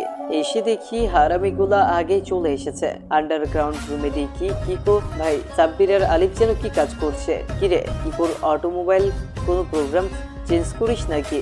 বেটা আমরা যাবো কোথায়? কেন? তাহলে জঙ্গলে নেট পাবো কি করে? যদি ক্যামেরা থাকে তাহলে তো আগে হ্যাক করতে হবে, তার জন্য দরকার নেটওয়ার্ক। জঙ্গলে তোর কি মনে হয় নেটওয়ার্ক পাবো? তাই কি করে সাথে স্যাটেলাইটের সংযোগ দিচ্ছি। ইস, এটা তো ভেবে দেখিনি। তুই ভাবলে কিভাবে? মাথায় তো এখন সিনিয়র ম্যাডামের চিন্তা। ধুর, রাখ তোর ফালতু কথা। ড্রোনগুলা কই? চল দেখি ঠিকঠাক আছে কিনা। দেখে নেওয়া দরকার, না হলে পরে সমস্যা দিলে ঝামেলা হবে। তারপর ড্রোনগুলা দেখলাম, না ঠিকঠাকই আছে। কয়েক ঘন্টার ভেতর সব রেডি করলাম। রেডি করে যাত্রা শুরু করি। ঢাকা টু রেমাকালিঙ্গা, mission hitech the dragon gang. পাঠকরা আপনারাও কিন্তু শীতে ঘোরার জন্য রেমাকালিঙ্গা বেছে নিতে পারেন। বিরাট বড় জঙ্গল, নানা জীবজন্তুর সমাহার। বিশেষ করে রোমাঞ্চ বিলাসীরা এখানে রাতে ক্যাম্পিং করে। গাড়ি উঠে আলাদা একটা মজা কাজ করছে। এত বড় একটা মিশন, আমাদের জীবনের প্রথম এত বড় একটা মিশন করতে যাচ্ছে। ভাবতে অবাক লাগছে, করতে যাচ্ছি অ্যাটাকিং দ্য ড্রাগন টিম। আমারও সেই রোমাঞ্চকর লাগছে। এত বড় টিমকে নাকা চুবানি খাওয়াবো? ধুর শালার পোতাইন, আগে কমপ্লিট করে এইসব ফাইজলামি করতে করতে ঘুমিয়ে যাই। ঘুম থেকে উঠে দেখি চট্টগ্রাম শহরে এসে পৌঁছে গেছি। আবার ভাইবেন না ঘুমিয়ে গেছি, অ্যাক্সিডেন্ট হলাম না কেন? আগেই বলছি কিকো রোবোটিক্সের মতো পুরো বাংলাদেশের হাইওয়ে চেনে। অটো ড্রাইভিং করতে পারে। যাই হোক, গাড়ি থেকে নেমে নাস্তা করে নিলাম। শহর থেকে রেমাকালিঙ্গার দূরত্ব প্রায় 30 থেকে 40 কিলো হবে। তাই সরাসরি অ্যাটাক জীবনেও করা সম্ভব নয়। আগে প্ল্যান করতে হবে, ওদের আস্তানাটা চিনতে হবে, অ্যালার্ট জায়গাগুলো চিহ্নিত করতে হবে। তাই একটা রিসোর্ট বুকিং করি। রেমাকালিঙ্গার সাথেই ছোট্ট রিসোর্ট, আদিবাসীদের ছোট্ট ঘরের মতো। কিকোকে রিসোর্টটার পাশেই পার্ক করলাম। তারপর সব জিনিস রেডি করে রাখলাম। তার আগে রেমাকালিঙ্গায় একটু ঘুরে আসি। কিকোকে নিয়ে রওনা দিলাম। জঙ্গলের রাস্তা আঁকা বাঁকা, তবে কিকোর চলতে সমস্যা হয় নাই। আমাদের মতো আরো অনেক পর্যটক, তারাও ঘুরতে আসছে। আমরা তো এসেছি মিশনে। যত জঙ্গলের ভিতর যাচ্ছি ততই গাছপালা ঘন হচ্ছে। সূর্যের আলো গাছের পাতা ভেদ করতে পারছে না। বৃষ্টিপাত হলেও বৃষ্টির পানি নিচে পড়ে না। ওমা, আশেপাশে তাকিয়ে দেখি মানুষ নেই। হঠাৎ একটা সাইনবোর্ড দেখতে পাই, বিপজ্জনক লেখা, জনসাধারণের প্রবেশ নিষেধ। তাই গাড়ি থামিয়ে দিই। তখনই 2 জন বিজিবি আসে, আমাদের উদ্দেশ্যে বলে, তোমরা এখান পর্যন্ত আসতে পারবা? এই সীমানার ভিতরে যাওয়া নিষেধ। এখান পর্যন্ত পর্যটন সীমানা, এরপর থেকে বিপদ সীমা, সরকার থেকে জনসাধারণের প্রবেশ নিষেধ। আমরাও কথা বাড়ালাম না, সোজা চলে আসি। কিছুক্ষণ ঘুরে রিসোর্টে চলে আসলাম। খেয়ে দিয়ে সবাই প্ল্যান করতে থাকি রাতে কিভাবে অ্যাটাক করব। আগে ড্রোন ক্যামেরাগুলো জঙ্গলের উপর দিয়ে চালায়, তাহলে নিশ্চয়ই ওদের আস্তানা পেয়ে যাব। ড্রোন তো পরে চালাবো, ড্রোন ছাড়াই ওদের আস্তানা পেয়ে যাব। কেমনে মামা? পরে বলছি, আগে ল্যাপটপটা নিয়ে বাংলাদেশ পিজিবি সরকারি ওয়েবসাইটে ঢুকতো। আমার কথা মতো ও তাই করলো। এখন 6,91,213 আর 1,58,616 দুইটা নাম্বার সার্চ করতো। তারপর আলিফ 2টা নাম্বার দিল, বাট নো রেজাল্ট দেখাচ্ছে। কিরে, নো রিজাল্ট দেখাচ্ছে কেন? মনে আছে জঙ্গলে 2টা বিজিবির সাথে দেখা করছিলাম? তা এদের সাথে এটা সম্পর্ক কি? সম্পর্ক তো আছে, এই নাম্বার 2টা ওই বিজিবি 2টার। বাট ওদের হলে তো এখানে নো রেজাল্ট দেখাতো না, কারণ বাংলাদেশের সব বিজিবিদের লিস্ট থাকবে ওই ওয়েবসাইটে। তার মানে কি বুঝলি? মানে সোজা এরা ফেক বিজিবি। এক্স্যাক্টলি মামা, ওটা মিথ্যা। ওরা নিশ্চয়ই অন্য কোনো ধান্দা মারছে। ধর বেটা, আর বোঝানো লাগবে না। আমার মনে হয় ড্রাগন গ্যাং এর কোনো সদস্য হবে। লোকদেরকে বোকা বুঝিয়েই এভাবে ফ্যাক বিজিবি সেজে লোকদেরকে বোকা বানানোর জন্য এভাবে ফ্যাক বিজিবি সেজে নিজেদের আস্তানার কাজ চালাচ্ছে। তাহলে জাকির, এটাই বোঝাতে চাইছস পুরো জঙ্গল আমাদের খুঁজতে হবে না, এই এলার সীমানায় গেলেই ওদের ডেরা পেয়ে যাবো। মামা ঝাক্কাস হয়েছে। বাহ জাকির, কিভাবে? মানে ওদের নাম্বার কখন নিলি? ধুর বেটা, ভুলে গেছিস? আমাদের টিমের একটা সংজ্ঞা, যাহাই সন্দেহজনক তাহাই করে লও। হ্যাকিং এর পাশাপাশি গোয়েন্দাও হয়ে যাবে। ধুর, আগে প্ল্যান করি রাতে কিভাবে অ্যাটাক করব। আগে ড্রোনটা ওই জায়গায় একবার পাঠা, তারপর সব জেনে একটা ম্যাপ বানিয়ে ফেলি, তাহলে আমাদের জন্য অ্যাটাক করা সহজ হবে। দারুণ আইডিয়া। তারপর 2টা ড্রোন ছাড়ি, সাইলেন্সার লাগিয়ে, না হলে শব্দ পেয়ে বুঝে যাবে। একটা দিয়ে রাস্তাগুলা, আরেকটা দিয়ে বিপদ সংকেতগুলা খুঁজে বের করি। অবশেষে ওদের ডেরাটা ড্রোনের মাধ্যমে পেয়ে গেলাম। দেখি মনে হয় কয়েক শত বছরের পুরনো। সে যাই হোক, ড্রোনগুলোকে সাব্বির আর আলিফ কন্ট্রোল করছে, ইয়াসিন আর আমি ভিডিও করছি। আরও একটা কাজ করে দিয়েছিলাম, একটা ড্রোন ক্যামেরার সাথে ফ্লাইং মশা ছিল। এটাও একটা ক্যামেরা, দেখতে মাছির মতো। সিসি ক্যামেরা দিয়েও এটাকে বোঝা যাবে না। এগুলাকে ড্রোন থেকে আলাদা করে দিলাম। মাছির মতো চারদিক ছড়িয়ে পড়ল। হঠাৎ দেখি একটা কালো গাড়ি এসে ডেরার সামনে থামে। একজন কালো মুখোশ পরা লোক একটা ব্রিফকেস নিয়ে বের হলো। দেখি টাকার ব্যাগের মতোই একটা ফ্লাইং মশা ওর পেছনে লাগিয়ে দিলাম। কিছুক্ষণ পর দেখি একটা দরজার কাছে আসে, লক করা, পাসওয়ার্ড দিতেই খুলে গেল। এভাবে প্রায় 3টা দরজা পেরিয়ে বড় একটা লকারের কাছে আসলো। D1 R2 A3 5N কোডটা দিতে লকার খুলে যায়। লকারটা খুলতেই অবাক, টাকার দিয়ে আস্তর বিছানো, মিনিমাম কয়েক হাজার কোটি টাকা হবে। তারপর লোকটা টাকাগুলো দিয়ে বেরিয়ে আসে, তারপর গাড়ি দিয়ে সেখান থেকে চলে আসে। আমরা ওর ড্রোনগুলোকে আমাদের কাছে নিয়ে আসে। সবাই হাসতে হাসতে গড়াগড়ি খাচ্ছে। ঘরে বসে ওদের লকারের পাসওয়ার্ড খেয়ে দিলাম। তখন আমি বললাম, তোরা একটা জিনিস দেখছিস? ওই শালা কিন্তু এখানে থাকে না, টাকা নিয়ে শুধু এখানে রেখে চলে যায়। এটা কিন্তু আমাদের জন্য একটা সুযোগ হতে পারে। কিভাবে? আমরা কিন্তু ওর লোক হিসেবে যেতে পারি, তাহলে মারামারি বা ফাইট করতে হবে না। কারণ যা সিকিউরিটি দেখলাম, এদের সাথে কীভাবে পুড়ে উঠবো। তাও ঠিক, কিন্তু কেমনে? আরে বেটা, আমরা তো লোকারের পাসওয়ার্ড জেনে গেছি। যদি পাসওয়ার্ডগুলো এখানে পাহারা দেয়া লোকদের দেখায়, তারা ভাববে আমরা তাদের লোক, কারণ এই পাসওয়ার্ড একমাত্র মালিকরাই জানবে। ওরা তো বুঝবে না আমরা হ্যাক করছি, তাই ভাববে আমরা মালিক। আমাদের মুখ দেখে যদি চিনে ফেলে? আরে বেটা, আমরা মুখোশ পরে যাব, তাহলে চিনতে পারবে না। ওকে, তাহলে রাত পর্যন্ত অপেক্ষা করতে থাকি। তাহলে এটাই করব। চল একটা পার্টি দেই, তারপর আর কি, উড়াধুরা লুঙ্গি ডান্স। প্রথম মিশনেই সফল হতে যাচ্ছে। এইভাবে সূর্যটা পশ্চিম আকাশে অস্ত যায়। আস্তে আস্তে সন্ধ্যা নামে। সন্ধ্যা পেরিয়ে রাত নামতে শুরু করে।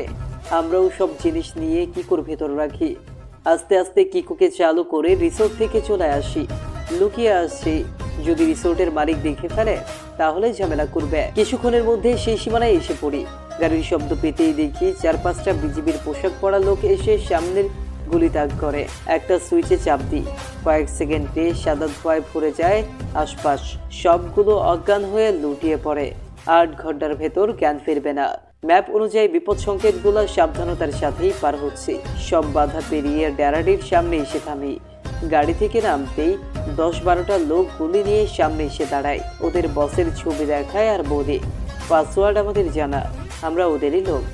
ওরা কিছুক্ষণ ভেবে ঘরে ঢুকতে দিল, কেননা পাসওয়ার্ড জানলে বসের লোকে, তাও যদি অন্য লোক হয় তাহলে পাসওয়ার্ড কখনোই জানবে না। আর পাসওয়ার্ড ভুল দিলে সাইরেন বেজে উঠবে। একজন এসে আমাদের নিয়ে যেতে থাকলো। প্রথম দরজার সামনে আসি, চারদিকে চেয়ে দেখি কমপক্ষে কয়েক শত লোক স্নাইপার নিয়ে দাঁড়িয়ে আছে। পাসওয়ার্ড দিলাম, দরজা খুলে গেল। এইভাবে সব দরজায় পাসওয়ার্ড দিয়ে লকারের সামনে আসি। লকারের সিকিউরিটিগুলো আরও স্ট্রং।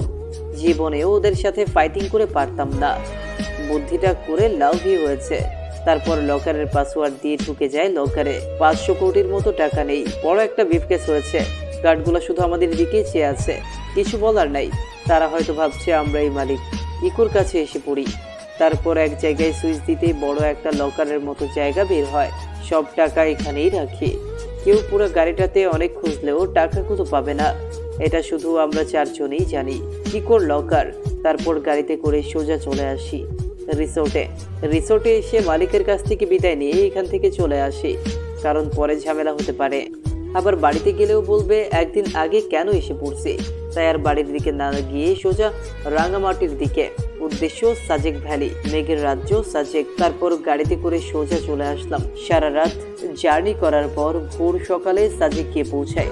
অসাধারণ একটা দৃশ্য উপভোগ করি, সূর্যোদয়ের দৃশ্য। সাজেকের সবচেয়ে মনোরম উপভোগ্য দৃশ্য হলো ভোরের সূর্যোদয়। কেউ সাজেক আসলে এই দৃশ্যটা উপভোগ করতে ভুলে যায় না।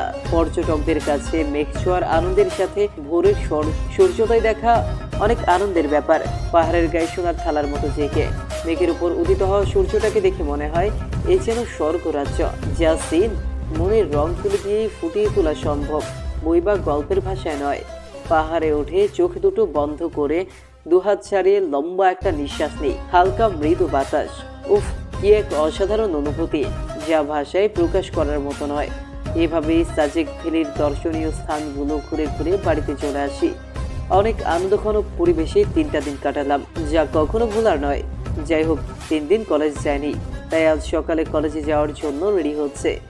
আর আমি গোলারেও ফোন দিয়ে জানায় দিলাম, আসলে আমাদের 4 জনের মধ্যে একজন ছাড়াও আড্ডা জমে না, বলা যায় এক প্রাণী 4 দেহ। প্রিয় সাইকেলটা নিয়ে ছুটলাম কলেজের দিকে। মনে হচ্ছে অনেকদিন কলেজ যায়নি, এরকম একটা ফিল হচ্ছে। এসব ভাবতে ভাবতে কলেজে চলে আসলাম। আড্ডাখানার দিকে চেয়ে দেখি একটাও হারামি এখনো আসেনি। সাইকেলটা পার্ক করে যেই না পা সামনে দিই, তখন কে যেন হাত টেনে শহীদ মিনারের পেছনে নিয়ে যায়। ওমা, চেয়ে দেখি গুলি ম্যাডামটা। এরকম আচরণে রাগ উঠে গেল। আপনার সমস্যা কি? এইভাবে টান দিয়ে এখানে আনছেন কেন? তার আগে বল, তুই এতদিন কোথায় ছিলি? আমার ইচ্ছা, যেখানে মন চায় থাকবো, তাতে আপনার কি? আমার কি মানে? জানিস, তোকে খুঁজেছি। ও তাই নাকি? তা আমার মতো গুন্ডাকে খুঁজছেন কেন? প্লিজ মাফ করে দে, সেদিন না জেনেই কথাগুলো বলে ফেলেছিলাম। আসলে মেজাজ খারাপ ছিল, তাই কি থেকে কি বলে ফেলেছি মাথায়ও ঢোকেনি। আপনার মেজাজ খারাপ তা বলে আপনি আমাদের উপর রাগ ছাড়বেন? মা বাবাকে নিয়ে উল্টো পাল্টা কথা বলবেন? ভালোই নাটক করেন। আরটা ছাড়েন বলছে। আগে মন থেকে মাফ করে দে প্লিজ। প্লিজ, ছাড়ার জন্য তো ধরিনি। রাখেন আপনার ফালতু কথা, যত সব। বলেই হাতটা ঝাড়ি মেরে ছাড়িয়ে নিয়ে আসি। এই দাঁড়া বলছি, কথা ছিল। আমি দাঁড়াইনি, না হলে আবার উল্টো পাল্টা বক বক শুরু করে দিবে। তুই যতই বাহানা করিস, তোকে নিজের করেই ছাড়বই। এই 3 দিনে তোকে ভালোবেসে ফেলেছি, তোকে ভোলা অসম্ভব প্রায়। এদিকে আমি এসে দেখি হারামি সবগুলোই এসে গেছে। আমি যেতেই, কিরে, এতক্ষণ কোথায় ছিলি? আরে আর বলিস না, সেদিনের ঘটনার জন্য ম্যাডাম আমার কাছে মাপ চাইছিল আর কি। মাপ চাই? ভালো কথা। সিপাইকে? আরে আমি যেতে চাইনি, হাত ধরে জোর করে নিয়ে গেছে। আমার তো মনে হয় দোস্ত সামথিং সামথিং। বলেই সবগুলা হাসতে লাগলো। ধুর, রাগ তোদের ফালতু কথা। তখনই দেখি নীলা আর রিয়া এদিকে আসছে। এসেই বলতে লাগলো, কি রে, তোরা এতদিন কোথায় ছিলি? জানিস তোকে কত মিস করছিলাম। কেন? আমরা তো ঘুরতে গিয়েছিলাম। কত মিস করছিলাম। নীলার কথা শুনে সবাই অবাক। মিস করছিস মানে? আরে তোদের আর কি মিস করছিলাম, বুঝিস না, একসাথে সবাই পড়ি তাই। মনে মনে ইস কি থেকে কি বলে ফেললাম, বাট একবার যেহেতু তোকে ভালোবেসে ফেলেছি বলেই ছাড়বো। আচ্ছা, তোদের গ্রুপে নিস না কেন? বুঝলাম না, তোদের সাথে আমাদের নীলের সমস্যাটা কি? সমস্যা আছে, দেখতে নেই না? আসলে কলেজের প্রথম থেকে রিয়া আর নীলা আমাদের সাথে বন্ধুত্ব করতে আসছিল, আমরা না করে দিয়েছিলাম। জানিনি তো, আমাদের একটা সিক্রেট বিষয় আছে, বাহিরের লোক ঢুকলেই সমস্যা হবে। দেখ, তোদের সাথে কলেজ পর্যন্ত কথাবার্তা বলা হয়, এটা কি বন্ধুত্ব না সাব্বির? না রে, সেটা তো ঠিক, বাট পার্মানেন্ট বন্ধুত্ব করা যায় না? ঘর থেকে যদি কেউ জানে মেয়েদের সাথে বন্ধুত্ব, তাহলে আজ তো গিলে খাবে। কথা ঘোরানোর জন্য বলল, তখনই নীলা বলে উঠল, জাকির চল তো, তোর সাথে একটু আমার কথা আছে। যা বলার এখানে বল। এখানে বলা যাবে না, চল একটু আড়ালে প্লিজ প্লিজ। যা মামা, দেখ কি বলে। আচ্ছা চল। তারপর নীলার সাথে একটু সাইডে আসলাম। কিছু না বলেই নীলার সামনে হাঁটু গেড়ে বসে পড়ে। ওমা, এই মেয়ের মতি গতি দেখে অবাক হচ্ছি, কি করতে যাচ্ছে। তারপর নীলা বলতে লাগে, জানি না তুই কথাগুলো কিভাবে নিবি, কিন্তু আমি না বলে থাকতে পারছি না। জানিস, সেদিন রাতে তোর কথাগুলো খুব মনে পড়ছিল। নিজেই অবাক হয়ে যাই, কেন এভাবে তোর কথা মনে পড়ছে। তোর ব্যবহারগুলো আমার কাছে আরও ভালো লাগতে শুরু করে। কলেজের সবাইকে নিজের বোনের মতো করিস, অন্যদের মতো মেয়েদের পিছনে ঘুরঘুর করিস না। এই আচরণটা আমাকে তোর প্রতি অবাক করে দেয়। এভাবে দিন দিন কিভাবে যে মনের অজান্তে তোকে ভালোবেসে ফেললাম নিজেও জানি না। সিদ্ধান্ত নিয়েছিলাম এইসব প্রেম ভালোবাসায় জড়াবো না, কিন্তু তোকে ভালোবেসে পারলাম না। ভাবছিলাম এটা আমার আবেগ, কিন্তু জীবনের প্রথম ভালোবাসাটা কখনো আবেগ হয় না। চোখ বুঝলেই তোর চেহারাটা ভেসে ওঠে।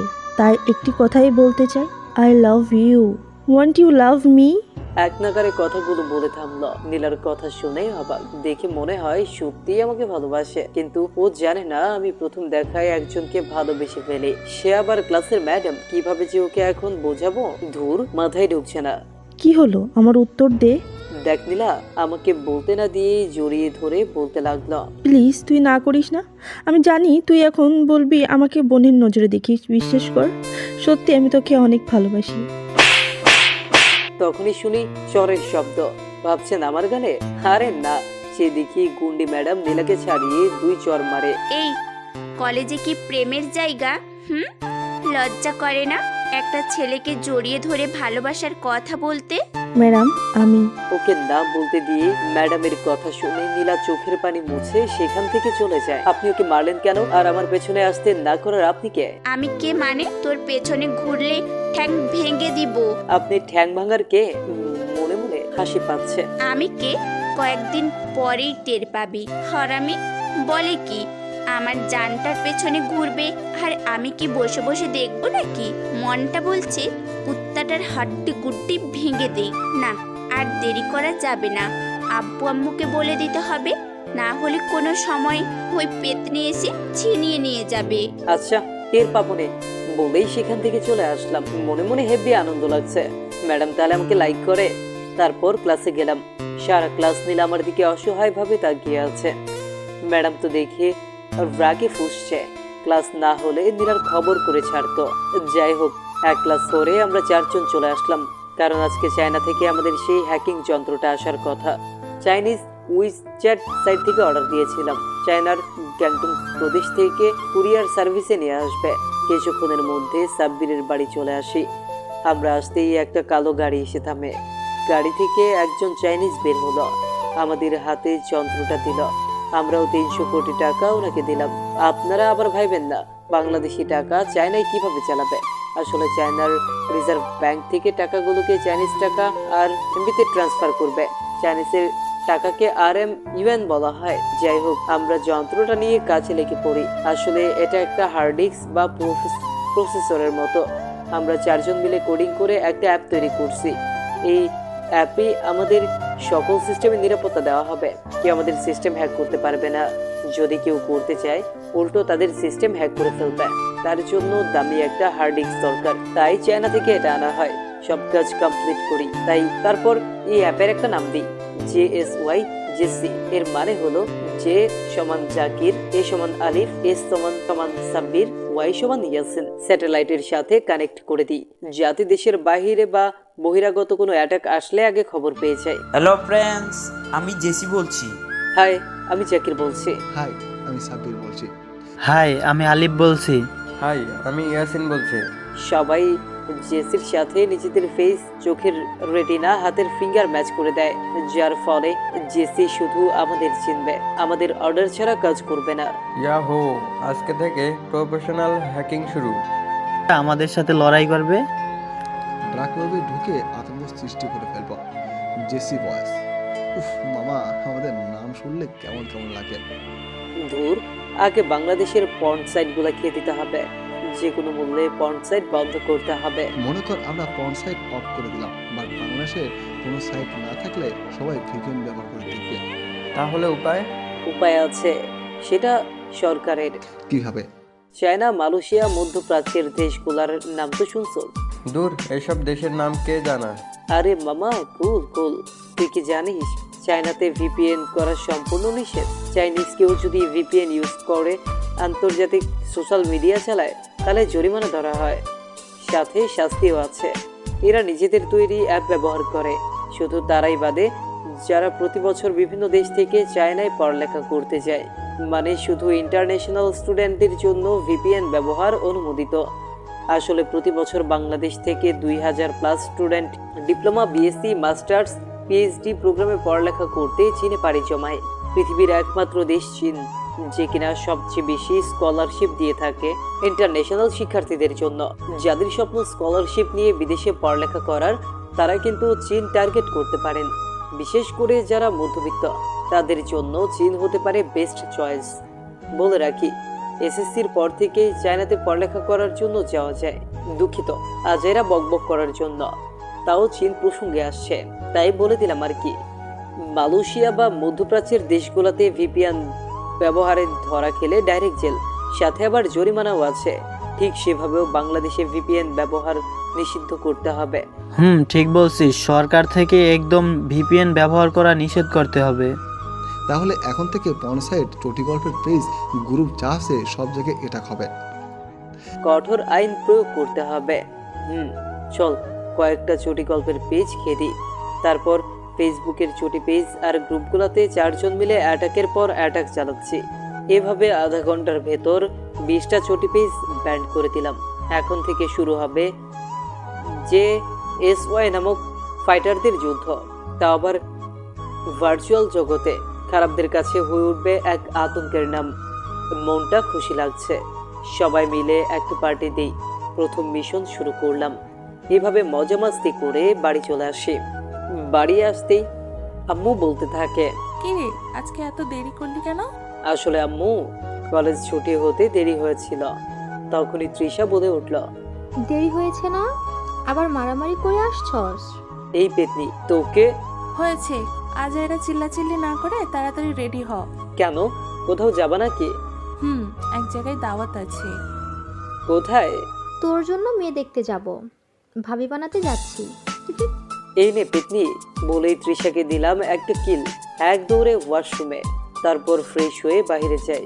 ওমা, গিয়ে দেখি আব্বু গাড়ি নিয়ে হাজির। তোমাদের রেডি হতে এত দেরি লাগে কেন? এদিকে রাহান আমাকে ফোনের পর ফোন দিয়েই যাচ্ছে। সাথে কি আর দেরি করি? তোমার ছেলে কলেজ থেকে দেরি করে ফিরছে। আমরা যেতেই আপু বলল। তারপর গাড়িতে উঠে বসলাম। কিছুক্ষণ পর একটা বাড়ির সামনে এসে থামে। ওমা, তাকিয়ে দেখি প্রিন্সিপাল স্যারের বাড়ি। এখানে আসছি কেন, এসব ভাবতে ভাবতে দরজায় গিয়ে কলিং বেল দিলাম। বলেই জানে না কে। এখনো ফাজিলের উস্তাদ। আজকে মনে হয় মান সম্মান খেয়ে দিবে। তারপর ভেতরে গিয়ে দেখি প্রিন্সিপাল আর একজন আঙ্কেল, সাথে ম্যাডাম। আঙ্কেলকে চিনি, আব্বুর সাথে কথা বলতে দেখতাম। আমরা যেতেই ভালো মন্দ জিজ্ঞেস করলো। ম্যাডাম দেখি আমার দিকে ফিরে চোখ টিপ মারে। কিছুই বুঝলাম না কি হচ্ছে এখানে। তখনই আমার ফোনটা বেজে ওঠে, তাই রিসিভ করার জন্য ছাদে চলে আসি। দেখি সাব্বির কল দিয়েছে। রিসিভ করে বললাম, কি হয়েছে বল। মামা, আলম সাহেবের টাকা রাখার ব্যাংকটা জেনে গিয়েছি, সব ইনফরমেশন আমার কাছে আছে। তাহলে সবাইরে জানায় দে, রাতেই অ্যাটাক হবে। আচ্ছা। ওকে, রাখি এখন, এক জায়গায় আসছি। আসলে আলম সাহেব আমাদের শহরের মেয়র। সরকার থেকে শহরের বস্তির জন্য কয়েক কোটি টাকা ফান্ড আসে, বাট আল্লাহর পো তাদের টাকা মেরে দিয়েছে। সব কিছু খবর নিয়ে জানলাম এই টাকাগুলো পুবালি ব্যাংকে রাখছে। এটা শহরের কালো টাকা জমা রাখার ব্যাংক। যত রাজনৈতিক ব্যক্তিরা আছে সব বদমাইশগুলা এখানে টাকা রাখে। তাই রাতেই অ্যাটাক করার প্ল্যান করি, কারণ এইগুলা মেরে দিলে কোনো খবর ছাপা হবে না। যদি ছাপা হয় উল্টো এরাই ধরা খেয়ে যাবে। তারপর কল কেটে দিই। কল কেটে ঘুরে দেখি জাকিয়া ম্যাম আমার সামনে। ভয় পেয়ে গেলাম, কিছু শুনে ফেলেনি তো? কি রে, এতক্ষণ কার সাথে কথা বলছিলি? তা আপনাকে কেন বলবো? আমাকে বলবি না মানে? আমার দিকে এগিয়ে আসতে থাকে, কিছু না বলে আমার ঠোঁটের সাথে ঠোঁট মিলিয়ে দেয়। পাক্কা 5 মিনিট লিপ কিস করে ছেড়ে দেয়। ছাড়া পেয়ে হাঁপাতে হাঁপাতে বললাম, এই এটা আপনি কি করলেন? বাবু, রাগ করো না, বিয়ের পর কিসের সাইক্লোন শুরু করব। বিয়ে মানে? আমার আম্মু আর তোর আম্মু ছোটবেলা থেকে বান্ধবী ছিল। তারা নাকি কথা দিয়েছিল বড় হয়ে আমাদের এক করে দিবে। এতদিন আমরা বিদেশে ছিলাম, আমি শুধু চাকরির জন্য এখানে আসছিলাম। পরে জানতে পারি তোর সাথে আমার আগের থেকেই বিয়ে ঠিক। এই জন্যই তো বলি, আন্টি আম্মুকে চিনে কিভাবে? আমি যদি নারাজি হই এই বিয়েতে? তোকে আমি আগে থেকেই ভালোবেসে ফেলেছি। বিয়ে ঠিক না থাকলেও জোর করেই বিয়ে করতাম। এখন তো সুযোগ আরো বেশি। তাহলে ভাব, তুই বিয়ে না করে পারবি কিভাবে? হুম হুম। না, আমি একজনকে ভালোবাসি। কি বললি? বলেই তেড়ে আসছে। আরে থামেন, আগে শুনবেন তো কে সে। কে? আর কেউ নয়, আমাদের ক্লাসের নতুন ম্যামকে। ম্যাডাম আমার কথা শুনে জড়িয়ে ধরে বলতে থাকে। সত্যি? হ্যাঁ, তারপর খুলে বলি প্রথম দিনেই কিভাবে ক্রাশ খেয়েছিলাম। ইস, আমার বিশ্বাসই হচ্ছে না। এবার তো ছাড়েন। না, ছাড়বো না। আগে একটা কিস দে। ভাবি, আমি কিন্তু এখানে আছি। তৃষার কথা শুনে ম্যাম তাড়াতাড়ি ছেড়ে দিয়ে বলল, ফাজিল, তুই আসার সময় পেলি না? আমি কি জানতাম নাকি? যাই হোক ভাবি, এই হারামিটা না একটা মেয়েকে প্রেমপত্র দিয়েছিল, ওকে ইচ্ছা মতো দাও। কি? আরে থাম, আমাকে মার খাওয়ার জন্য বলছে। ঈশা, তুমি তো সেই দুষ্টু। জানো ভাবি, কুত্তাটা প্রতিদিন আমাকে মাইর দেয়, তাই তুমি একটু ওকে শায়েস্তা করো। দাঁড়া তুই পেতনি। তৃষা এক দৌড়ে নিচে চলে যায়। আমরাও চলে আসি নিচে। নিচে আসতেই আম্মু বলল, আমরা একটা সিদ্ধান্ত নিয়েছি। বলো। জানি কি বলবে, তাও বললাম। তোর সাথে আমার বান্ধবীর মেয়ের বিয়ে ঠিক করেছি। শুনছি ও নাকি তোর ম্যাডাম। এখন তুই কি রাজি? তোমরা যা বলো তাই করো, আমি রাজি। বাহ, তুই এত ভদ্র হলি কবে? তুমি কি বলো হে আমার ছেলেকে? আরে মজা করছিলাম আর কি। আব্বুর কথা শুনে সবাই এসে দিল। এরা তো জানে না লাভ ম্যারেজ এটা, তাই আমি না বলতেই রাজি হয়ে গেছি। তারপর সবাই মিলে সিদ্ধান্ত নিল অনার্স ফার্স্ট ইয়ারের ফাইনালের পরে আমাদের বিয়ে। এখন আংটি পরিয়ে রাখবে। তারপর খেয়ে দিয়ে সবার কাছ থেকে বিদায় নিয়ে বাড়ি চলে আসি। দেখি সাব্বির মেসেজ দিয়েছে, সবগুলা চলে আসছে, আমি শুধু বাকি। কিভাবে যাব চিন্তা করছি। তখনই মাথায় একটা বুদ্ধি আসে। সোজা আম্মুর কাছে গেলাম। আম্মু, ইয়াসিনের মা বাবা নাকি গ্রামের বাড়িতে গেছে, ও একলা থাকতে পারবে না, তাই আমাকে বলছিল যেতে। এটা শোনার পর আম্মু অনুমতি দিল যাওয়ার জন্য। এক দৌড়ে ঘরের বাহিরে। সন্ধ্যা হয়ে গিয়েছে। বের হতেই দেখি সবাই কি নিয়ে হাজির। আমি সোজা উঠে পড়ি। এক টানে সাব্বিরের বাড়ি চলে আসি। আন্ডারগ্রাউন্ড রুমে গিয়ে প্রয়োজনীয় সব জিনিস নিলাম, নিয়ে বেরিয়ে পড়ি। কয়েক ঘন্টার ভেতর চলে আসলাম পুবালি ব্যাংকের সামনে। একবার ড্রোন চালিয়ে দিলাম। কোথায় কোথায় সিসি ক্যামেরার গার্ড দেওয়া আছে সব জেনে নিলাম। দ্রুত JASY এর কানেকশন ল্যাপটপের সাথে লাগিয়ে দিলাম। অর্ডার কর বন্ধু, কি করতে হবে? কানেকশন দিতেই আমাদের লোকেশনে যত সিসি ক্যামেরা আছে সব হ্যাক করে ফেল। Wait for 5 minutes. তারপর সবাই মুখোশ পরে ব্যাংকের সামনে আসলাম। ব্যাংকে প্রবেশ পথে 2টা গার্ড। সামনে গিয়ে স্প্রেটা ছেড়ে দিলাম, সাথে সাথেই অজ্ঞান। ভেতরে গিয়ে দেখি লকারের সামনে আরো 2টা। সরাসরি ওদের সামনে না গিয়ে স্প্রের বোতলটা খুলে ওদের সামনে ফেলে দিলাম। কিছুক্ষণের ভেতর সাদা ধোঁয়ায় ছেয়ে গেল চারপাশ। 2টাই মাটিতে লুটিয়ে পড়লো। লকারের সামনে গেলাম। সাব্বির ল্যাপটপ থেকে পাসওয়ার্ড বের করলো। তারপর লকার খুলে টাকাগুলো নিয়ে সোজা বস্তির সামনে, যাতে না চিনতে পারে তাই মুখোশ পরে আসলাম। এখানকার প্রধানকে ডেকে টাকাগুলো দিয়ে আসলাম। টাকাগুলো পেয়ে উনি আমাদের জড়িয়ে ধরলো।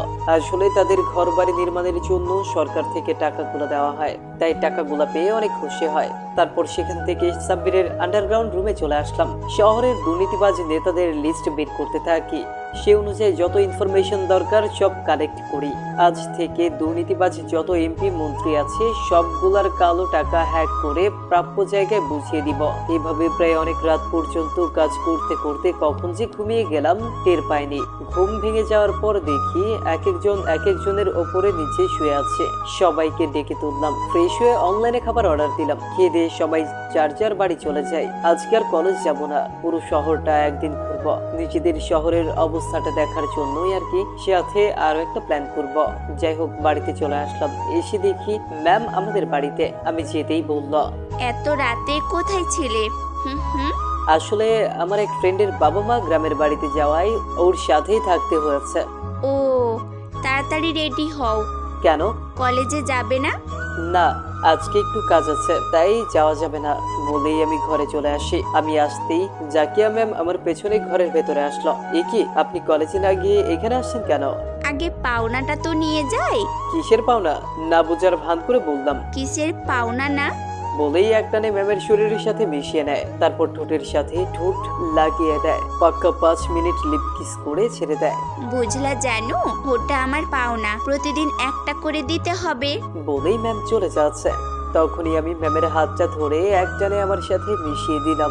ম্যাডামের গোলাপি ঠোঁট দুটোর মাঝে আমার ঠোঁট ডুবিয়ে দিলাম। ইস, এ এক অন্যরকম অনুভূতি। কিছুক্ষণ পর ছেড়ে দিই। ম্যাম চারা পেয়ে বলল, তুমি তো হেব্বি দুষ্টু, ম্যাডামকে লিপ কিস করো। হুম। কেন ম্যাম, ভালো হয়নি নাকি আরেক রাউন্ড দিব? ইস, তুই না সেই লুচ্চু হয়ে যাচ্ছ। ও মা গো, গুন্ডি ম্যামের লজ্জা লাগে দেখিয়ে। কি বললি? আমি গুন্ডি? অবস্থা দেখি ভালো নয়। এক দৌড়ে ওয়াশরুমে চলে আসলাম। এদিকে ম্যাম কিছুক্ষণ চিল্লাচিল্লি করে কলেজে চলে যায়। তখনই আমার পকেটের ফোনটা বেজে ওঠে। রিসিভ করতেই সাব্বির বলতে শুরু করে, জাকির সর্বনাশ হয়ে গেছে। ড্রাগন টিমের লোকেরা ইয়াসিনকে বন্দি করে রাখছে। কি দোস্ত, কিভাবে? তাড়াতাড়ি বল। ঢাকার জনি মাস্তানকে চিনোস? ড্রাগনের ডান হাত, সিয়াম আখন্দের ছোট ভাই। ওই এমপি সিয়াম? হ্যাঁ, ড্রাগন মাস্তান কি হয়ে যেন আমাদের খবর পেয়ে যায়, আর সে চিনেও যায় আমরা ঢাকার। তাই এই শালা এমপির ছোট ভাই মাস্তান জনের মাধ্যমে ইয়াসিনকে কিডন্যাপ করে। তুই কিভাবে খবর পেলি? তুই কি ভুলে গেলি আমাদের সবার সাথে লোকেশন ট্রিকার থাকে? ইয়াসিনকে ফোন দিয়ে দে, ওর মোবাইল বন্ধ করছে, মনে মনে সন্দেহ লাগে। তাই লোকেশন ট্র্যাক করে দেখি ওই একটা গোডাউনে বন্দি। সামনে দেখি জনি মাস্তান আর ওই শালা এমপি সিয়াম বসে আছে। ইয়াসিনকে কি যেন জিজ্ঞাসা করছে। মামা, ওরা আবার ইয়াসিনকে কিছু করে ফেলবে না তো? তাড়াতাড়ি কিকোকে নিয়ে আলিফকে সাথে নিয়ে আমাদের বাড়ির গেটের সামনে এসে দাঁড়া। ওকে, আমি আলেপকে নিয়ে আসছি। কে? জনির আস্তানার ভেতর। তোদের তো সাহস কম নয়, এতটুকু ছেলে হয়ে ডাক কিং এর রাজ্যে হাত বাড়াস? ভাইয়া, তুমি এসব না বলে ওকে বল ওর সাথে যেগুলো জড়িত আছে সবগুলোকে এখানে আনতে, না হলে ওকে জানে মেরে ফেলবো। ইয়াসিন হাসতে হাসতে বলতে লাগলো, ওদের ডাকাত হয় না, ওরা সব সময় ডাকার আগেই চলে আসে। ইয়াসিনের হাসা দেখে জনি রেগে কলার ধরে বলতে থাকে, ওই শালা, তোর ভয় লাগছে না? কিছুক্ষণ পর মৃত্যু হবে, এখনো হাসছিস? তোর বাপগুলো আসবে, দেখ কি অবস্থা করে। কিং এর অর্ডার পেলেই তোদের জমের বাড়ি পাঠিয়ে দিব। ওরা মৃত্যুর ভয় পায় না, ডেথ গেম খেলতে অনেক ভালোবাসে। দেখবি কিছুক্ষণের ভিতরে এখানে চলে আসছে। এমপি সিয়াম আর সহ্য করতে পারেনি, ইয়াসিনকে লাথি মেরে ফেলে দেয়। শুয়োরের বাচ্চা, তোর বয়স কত হয়েছে? নাক টিপ দিলে দুধ বের হবে, আর তোরা বলিস তোরা ডেট গেম খেলবি? তখনই ওদের একটা চেলা এসে বলতে থাকে, বস, এ যেন একটা গাড়ি নিয়ে আমাদের লোকদের মারতে মারতে আসছে। না বস। এই কি বলিস? মাল খেয়েছিস নাকি? গাড়ি দিয়ে কিভাবে মানুষ মারে? না বস, তাড়াতাড়ি এখান থেকে চলেন, পিছনের দরজা দিয়ে পালিয়ে যাই। আমাদের একটা লোক বেঁচে নেই, ওরা খুবই ভয়ঙ্কর। তুই কি পাগল হয়ে গিয়েছিস নাকি? ও পুরো একটা রাজ্য চালাই। ছোট নেতা থেকে শুরু করে দেশের এমপি মন্ত্রী যা আসে সবগুলোকে ড্রাগন কিং চালায়। আর তোরা বাচ্চা হয়ে ওদের লোকদের সাথে পাঙ্গানি মরণের তোদের খুব নিকটে। ওকে লাথি মেরে চিৎকার করে বললাম, শোন, তোর ওই ড্রাগন কিং এর পতনের দিন চলে আসছে। ভাবিস না তোদের মেরে দিব। আমরা লুকিয়ে গেম খেলে না, তোদের কিং এর সাথে ফেস টু ফেস খেলা হবে। তোদের সব কটার সামনে ড্রাগন কিং এর সাম্রাজ্য গুড়িয়ে দেব। তোদের পাপের পরিমাণ তোদের থেকে বেশি হয়ে গেছে। কান খুলে শুনে রাখ, সেদিন আমরাই কিং এর আস্তানা থেকে 500 কোটি টাকা উধাও করেছিলাম। তোদের পোশাক কুত্তা আলম সাহেবের ব্যাংক আমরাই সেদিন লুট করেছি। তোরা ভুল করেছিস হ্যাকারদের সাথে পাঙ্গা নিয়ে। হ্যাকিং যুদ্ধটা এমন এক যুদ্ধ যে কারো পাপের রাজ্য নিমিষেই শেষ করে দিবে। আজকে থেকে তোদের প্রহর গুনতে থাকবি ধ্বংসের। বাই, দেখা হবে তোদের সাথে খুব শীঘ্রই। বলেই 4 জন মিলে সেখান থেকে চলে আসলাম। আপনারা এখন ভাবতে পারেন এই ড্রাগন কিং এর সাথে আমাদের কিসের এত শত্রুতা? তাহলে চলুন ঘুরে আসি সেই ভয়ঙ্কর 2 বছর আগের অতীত থেকে। বছরের পহেলা মাস, সবেমাত্র আমরা 3 জন, আমি, আলিফ, ইয়াসিন এসএসসি পাশ করে ইন্টার প্রথম বর্ষে উঠি। একসাথে 3 জন এসএসসি পরীক্ষা দিই। তখন সাব্বিরের সাথে আমাদের পরিচয় হয়নি। ইন্টারে ওঠার পর সাব্বির আমাদের দলে যোগ দেয়। 4 বন্ধু মিলে ভালোভাবেই দিন কাটাচ্ছিলাম। প্রতিদিন একসাথে কলেজে যাওয়া, মাসের শেষে ঘুরতে যাওয়া, এসব মজা মাস্তিতে ভালোভাবে সময় পার হচ্ছিল। একদিন ঘুরতে যাওয়ার জন্য প্ল্যান করি। সেই সময় কিকো গাড়ি, অটোমোবাইল ছিল না, ট্রেন জার্নি করতাম। সবাই মিলে চট্টগ্রামের পতেঙ্গা সমুদ্র সৈকত বেছে নেই। সেই অনুযায়ী ট্রেন দিয়ে ঢাকা টু চট্টগ্রাম রওনা দিই। সারা রাত জার্নি করে সকালে গিয়ে চট্টগ্রামে পৌঁছাই। সারাদিন অনেক ঘোরাঘুরি করে রিসোর্টে ফিরছিলাম। তখন হঠাৎ কারো বাঁচাও বাঁচাও চিৎকার শুনে থমকে যায়। আওয়াজটা অনুসরণ করে সেদিকে যাই। কয়েকজন গুন্ডা টাইপের লোক একটা মেয়েকে জোর করে হোটেলের দিকে নিয়ে যাচ্ছে। আমরা ওদের পিছু নেই। যেতে যেতে একটা হোটেলের সামনে গিয়ে থামে। মেয়েটাকে হোটেলে ঢুকিয়ে দিয়ে গুন্ডাগুলো পেছনে ফিরতেই আমাদের দেখে। আমাদের কোন লোকটা হাসতে হাসতে, কি রে বাচ্চারা, তোরা এখানে কি করিস? ড্রাগস লাগবে নাকি? ওই মাল আমাদের কিং পছন্দ করেছে, তাই ওকে ধরে আনছি। বসের প্রতিদিন একটা করে মেয়ে ভোগ করতে হয়, না হলে ঘুম আসে না। তোরা এখান থেকে চলে যা, আর কিছুক্ষণ পর বস চলে আসবে। তোদের দেখলে জমের বাড়ি পাঠিয়ে দিবে। একটা মেয়েকে রেপ হতে দিতে পারে না। আমরা এখনই পুলিশকে ইনফর্ম করব। বলে। এই কথা শুনেই সবগুলো বিকট হাসি হাসতে থাকে। একজন বলল, এই পিচ্ছি, তুই জানিস কে এই বস? পুরা চট্টগ্রাম শহরের অপরাধ জগতের কিং ড্রাগন। এমপি মন্ত্রী পর্যন্ত বসের ভয়ে পায়ে পড়ে, আর পুলিশ কিং এর জুতা নিয়ে হাঁটে। কারা তোদের এখানেই আমরা জমের বাড়ি পাঠিয়ে দিই। থানা যাওয়ার দরকার নেই। 4টা উপরে গিয়ে ভালো থাকিস। বলেই একটা ছুরি বের করে আমাদের দিকে এগিয়ে আসতে থাকে। ছুরি দেখে 4 জনের অবস্থা খারাপ। দৌড়ে সেখান থেকে চলে আসি। হাঁপাতে হাঁপাতে কোনো মতে রিসোর্টে উঠলাম। কেউ কোনো কথা বলছে না। তখন আমি বললাম, কে ড্রাগন রে? তাহলে সাংঘাতিক ব্যাপার। আচ্ছা, আমরা ওকে ধরার চেষ্টা করতে পারি। মজা করে বললাম, আচ্ছা এখন বাজে কয়টা? ঢাকার ট্রেন তাহলে পাবো 6:30-এ। ঢাকার উদ্দেশ্যে কর্ণফুলী ট্রেন ছাড়ে। তারপর সবাই মিলে সবকিছু গুছিয়ে বাড়ির উদ্দেশ্যে রওনা দেওয়ার জন্য হোটেল থেকে বের হই। বের হতেই কিছু মানুষকে দেখলাম একসাথে গোল হয়ে কি যেন দেখছে। আমরাও গেলাম। একটু ভিড় ঠেলে ভেতরে যেতেই দেখি একটা মেয়ের লাশ। লাশটা দেখা মাত্রই আমার মাথা ঘুরে যায়। কি ভয়ঙ্কর ভাবে মারা হয়েছে। ভালো করে দেখে অবাক, এটা তো সেই মেয়েটা গুন্ডাগুলো ধরে নিয়ে গেছিল। তার মানে ধর্ষণ করে মারা হয়েছে। কোনো মতে নিজেকে ঠিক করি। আলিফ আর ইয়াসিন মুহূর্তেই অজ্ঞান হয়ে যায়। এরকম ভয়ানক লাশ দেখে সেদিন কোনো মতে বাড়ি ফিরে আসি।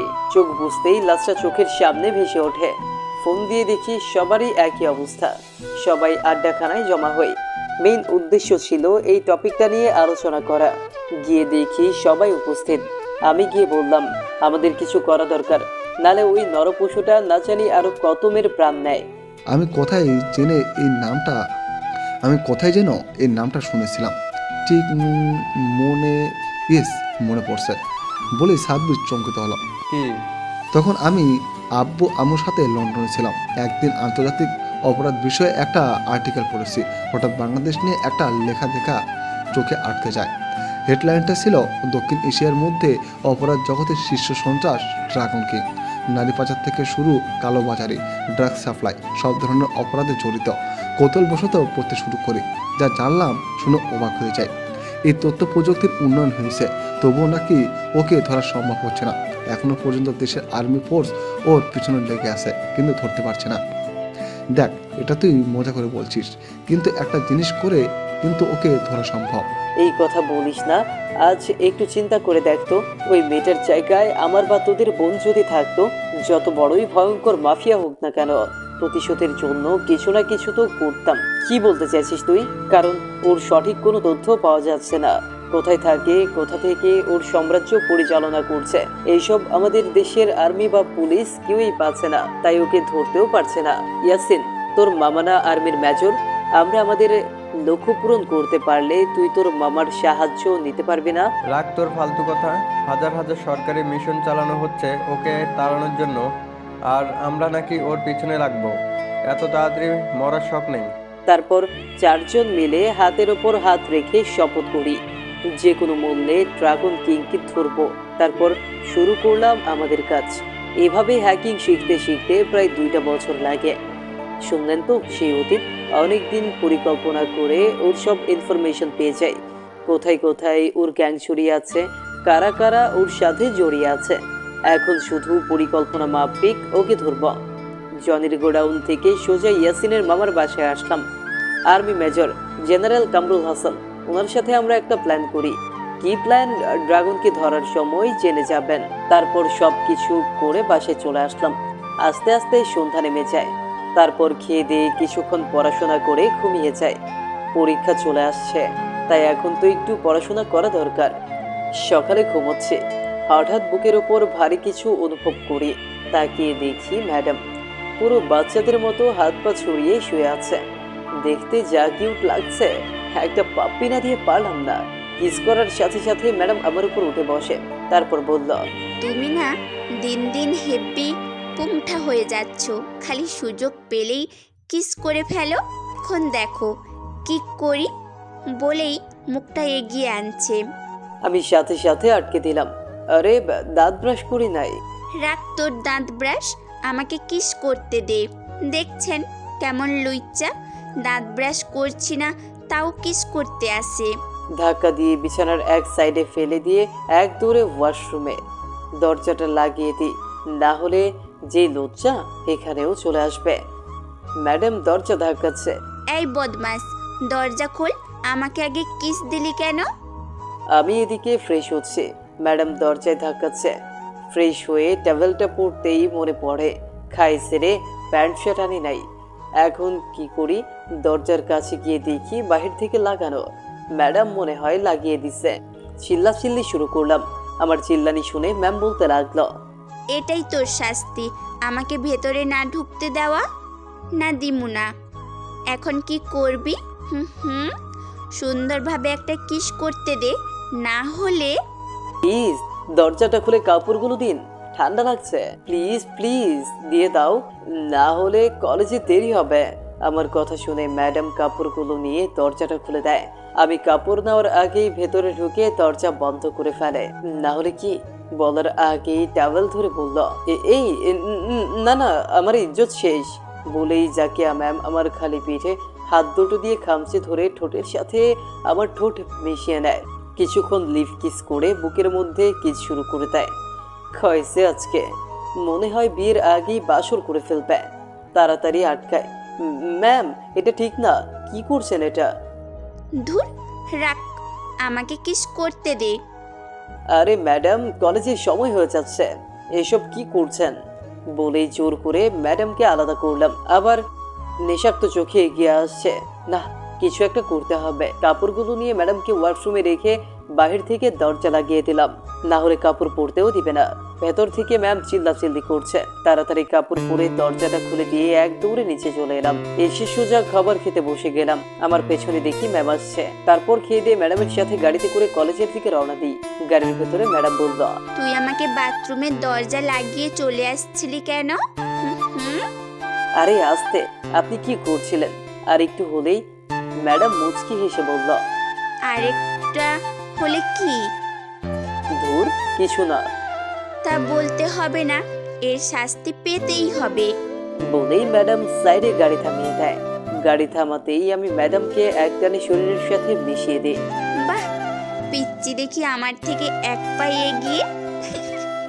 5 মিনিট ঠোঁটে কিস করে চোখ বন্ধ থাকা অবস্থায় ছেড়ে দিই। ও হয়েছে এবার পিচ্ছি নাকি? বিয়ে হলেই টের পাবেন এই পিচ্ছি কি করতে পারে, দেখবেন খালি। এখন তাড়াতাড়ি কলেজ চলেন। তারপর কলেজ চলে আসলাম। ম্যাডামের গাড়ি থেকে আমাকে নামতে দেখে হারামিগুলো অবাক, সাথে কলেজের সবাই অবাক, কারণ ম্যাডামের সাথে আমাদের ঝামেলা হয়েছিল। বলে রাখি, ম্যাডাম আর আমার বিয়ের ব্যাপারে ওদের কিছু বলেনি, তাই ওরা কিছু জানে না। আমি ওদের কাছে যেতেই তারপর ওদের আমার আর ম্যাডামের বিয়ের ব্যাপারে বলি। আমার কথা শেষ না হতেই সবগুলা আমার উপর ঝাঁপিয়ে পড়ে। আমি কাঁদু কাঁদু গলায় বললাম, তোরা আমার সব কথা তো শুনবি? আমি জানতাম না কি ম্যাডামের সাথে আগে আমার বিয়ে ঠিক করা?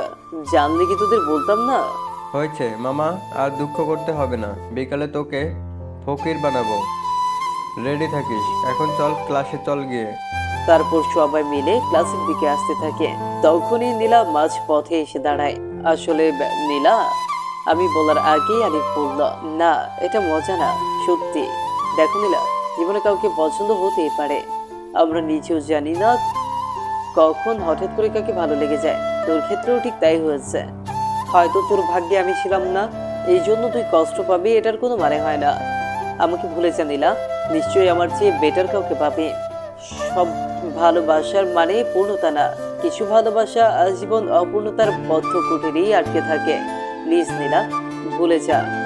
নীলা কিছু না বলে চোখের পানি মুছতে মুছতে চলে যায়। নিজের কাছে একটু খারাপ লাগলো, হয়তো ম্যাডামকে আমি ভালোবাসি, তেমনি ভাবেও নিশ্চয়ই আমাকে লাভ করে। না পাওয়ার যন্ত্রণা কেমন শুধু ছেঁকা খাওয়া লাভাররাই জানে। যাই হোক, সবাই মিলে ক্লাসে চলে আসে। 2 ঘন্টা যাওয়ার পর ইয়াসিনের ফোনে একটা কল আসে। ইয়াসিন কথা বলার পর বলল, ওকে তাহলে চল সবাই, আজ আর ক্লাস হবে না। তারপর আমরা 4টা সপ্তদশী ছেলে রোদের জমকালো আলোতে বেরিয়ে পড়ি কলেজ ক্যাম্পাস থেকে। অনেক রিসার্চ করে জানলাম ড্রাগন কিংয়ের বেঁচে থাকার মূল সম্বল হলো অবৈধ কারখানাগুলো, বিশেষ করে অবৈধ অস্ত্রের কারখানা, মদের কারখানা, চোরাচালান কারবার। এগুলোর আয় দিয়েও বিরাট একটা বাহিনী পালন করে। জায়গায় জায়গায় ওর টিমের লোকেরা এইসব খুবই গোপনভাবে সামলায়। প্রায় ওর 15টার মতো বড় বড় কারখানা আছে, 5টা চট্টগ্রামে আর 3টা ঢাকায়, বাকিগুলো বিভাগীয় জেলাগুলোতে। তাই একটা নীল নকশা বানাই, আগে ওকে অর্থনৈতিক দিক দিয়ে নিঃস্ব করব। তাই এর জন্য দরকার সামরিক শক্তি। সেদিন ইয়াসিনের মামার সাথে এটা নিয়ে আলোচনা হয়। উনি আমাদের সিক্রেট একটা স্পেশাল আর্মি ফোর্স দিবেন, শুধু ঢাকা আর চট্টগ্রামের মিশনের জন্য। বাকিগুলোর জন্য উনি আলাদাভাবে পদক্ষেপ নেবেন, কারণ ঢাকা চট্টগ্রামের অবৈধ কারখানাগুলোই হচ্ছে আমরা শুধু ওদের লিড দিব, বাকি ধ্বংসের কাজ ওরাই চালাবে। তাই এখন মিশনের উদ্দেশ্যে বেরিয়ে পড়ি। কিছুক্ষণ পরই আমাদের আস্তানা মানে সাব্বিরের বাড়ি চলে আসি। সব কিছু নিয়ে রেডি হয়ে অটোমোবাইল দিয়ে নির্দিষ্ট জায়গায় চলে আসি। কয়েকটা আর্মির গাড়ি দাঁড়ানো, সামনে একটা 30 বছর বয়সী কমান্ডো আমাদের দেখে হাসতে হাসতে বলতে থাকে, আমাদের মেজর সাহেবের মাথা নেহাতক খারাপ হয়ে গেছে। ওনার কথা শুনে রাগ হতে লাগলো। কর্মদক্ষতা বয়সের মধ্যে সীমাবদ্ধতা থাকে না, শুধু দায়িত্ববান হলেই হয়। ও আচ্ছা, তাহলে তোমাদের কি দক্ষতা? আচ্ছা, আপনি একটা কথা বলুন তো, আগে আপনারা ড্রাগনের কোনো হদিস পাননি কেন?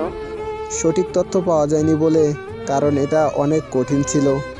তাহলে এখন যে হদিস পেলাম, এটা কে বের করেছে? নিশ্চয়ই আপনার মেজর বলছে আমরাই ওকে ধরার নীল নকশা বানাচ্ছি। তাই কাউকে নেগলেক্ট করা ঠিক না, সবারই কিছু না কিছু দক্ষতা আছে। আমার কথা শুনে দেখি কমান্ডার মুখ কালো করে ফেলেছে। যাই হোক, সবাই রেডি হয়ে মিশনের উদ্দেশ্যে যাত্রা শুরু করি। ঢাকার মধ্যে ওর কারখানাগুলো একসাথে হয় বেশি সময় লাগেনি। সবগুলোকে মাইন দিয়ে ঘুরিয়ে দিয়েছি। যেগুলো বাধা দিতে আসছে সোজা ক্রসফায়ার, কারণ সরকার থেকে এটার নির্দেশ এসেছে। এদিকে ড্রাগন কিংয়ের পকেট থেকে গুলিটা বের করে সাথে সাথে লোকটার বুকের ভেতর পুরো পিস্তলের গুলি লোড করে দেয়। কিংয়ের রাগ দেখে সিয়াম আর জনি ভয়ে কাঁপতে থাকে। তখন সিয়াম আর জনি সেদিনের সব ঘটনা খুলে বললে কিভাবে আমরা কিংকে থ্রেট দিয়েছিলাম। এইদিকে আমরা মিশন শেষ করে বাড়ি চলে আসি। বাড়ি আসতেই সাব্বির ফোন দেয়, রিসিভ করে বললাম, কিরে এখন আবার কি হয়েছে? মামা, তুই যেটা বলেছিলি সেটাই হয়েছে। মানে? ড্রাগন কিং ঢাকার উদ্দেশ্যে রওনা দিয়েছে আমাদের ধরার জন্য, সাথে আবার জনি সিএমও আছে। কিভাবে জানলে? ভুলে গেলি জেসি বস? এরা এখন কোথায় আছে সব তথ্য আমাদের সুপার কম্পিউটার শো করেছে। আমরা ইচ্ছে করলে কিন্তু ওকে এখানে খতম করে দিতে পারি। দূর বেটা, খেলা জমার আগেই শেষ করে দিলে। রিক্স নেওয়ার মজাই থাকে না। ওকে ওর সামনে নিজের ধ্বংস সচক্ষে দেখাবো। কেমনে করবি? এখন চল চট্টগ্রাম চলে যাই, সেখানে মিশন শুরু করি। ওকে, তাহলে রেডি হয়ে নে। আর শোন, আমাদের ইয়াসিনকে নিয়ে যাব না, আমরা 3 জন যাব। মানে বুঝলাম না মামা, ইয়াসিন থাকবো না মানে? যেটা বলছি সেটা কর। আমরা যে যাব ইয়াসিন যেন না জানে। 3 জন আজকেই রওনা দিব। আচ্ছা, তুই যেটা বলেছিস সেটাই হবে। তাহলে সন্ধ্যার দিকে রওনা দিব। ওকে বলেই ফোন কেটে দিই। এখন ঘর থেকে পারমিশন নেওয়ার পালা। কি করি? আম্মু তো মনে হয় পারমিশন দিবে না। ইয়েস, বুদ্ধি পেয়ে গেছি। সোজা রান্নাঘরে গেলাম, গিয়ে দেখি আম্মু রান্না করছে। কিছু না বলেই পেছন থেকে জড়িয়ে ধরে বলতে থাকে, আই লাভ ইউ আম্মু। হারামজাদা, কি বলবি বলে ফেল, এত ঢং করা লাগবে না। ইস, তুমি কিভাবে জানলে? তোকে আমার হাড়ে হাড়ে চেনা আছে, দরকার পড়লে দরদ একেবারে উঠলে পড়ে না। আসলে আম্মু, এক জায়গায় যেতে হবে। না, এটা হবে না। এমনিতেই অনেক ঘোরাঘুরি করে সময় পার করছে, লেখাপড়ার ধারে কাছেও যায় না। এখন থেকে পড়াশোনা শুরু করো। আর তোমার আব্বু জানলে সমস্যা হবে। আরে কথাটা তো শোনো, আলিফের নানু বাড়ি যাব, ওর মামাতো বোনের বিয়ে, আমাকে ছাড়া নাকি ও যাবেই না। এখন তুমি বলো, আমার জন্য সবার যাওয়া বন্ধ হয়ে যাবে, এটা কোনো কথা? প্লিজ প্লিজ আম্মু, তুমি না আমার বেস্ট আম্মু। কিন্তু তোর আব্বুকে কি বলবো? আহ, আমি জানি তুমি আব্বুকে বোঝাতে পারবে। জানি তোর সাথে প্যাচাল পেরে পারা যাবে না। আচ্ছা, কখন যাবি? তখনই ঘরে ম্যামের আগমন, কিছু না জেনেই বলতে থাকে, কোথায় যাওয়া হচ্ছে শুনি? আমিও যাব। আমি যেখানেই যাই আপনাকে নিব কেন? দেখেছো আম্মু আমার সাথে কেমন খারাপ আচরণ করে, আমি গেলে সমস্যা কি? তখন আম্মু বলল, কি রে, জাকিয়া ঠিকই বলছে, তোর সাথে বিয়ের মাঝেই গেলে সমস্যা কি? কি বিয়ে? তাহলে আমি আগেই যাব। তখন তৃষা এসে বলতে লাগে, ভাবি এটা কিন্তু ঠিক না, আমাকে ছাইরা বিয়েতে যাওয়া হচ্ছে, আমিও যাব। এদের কথা শুনে মাথা হ্যাং হয়ে যাচ্ছে। আমি যাচ্ছি কিসের জন্য আর এরা কি ভাবছে? দূর, কেন যে বিয়ের কথা বললাম, এখন কি করি?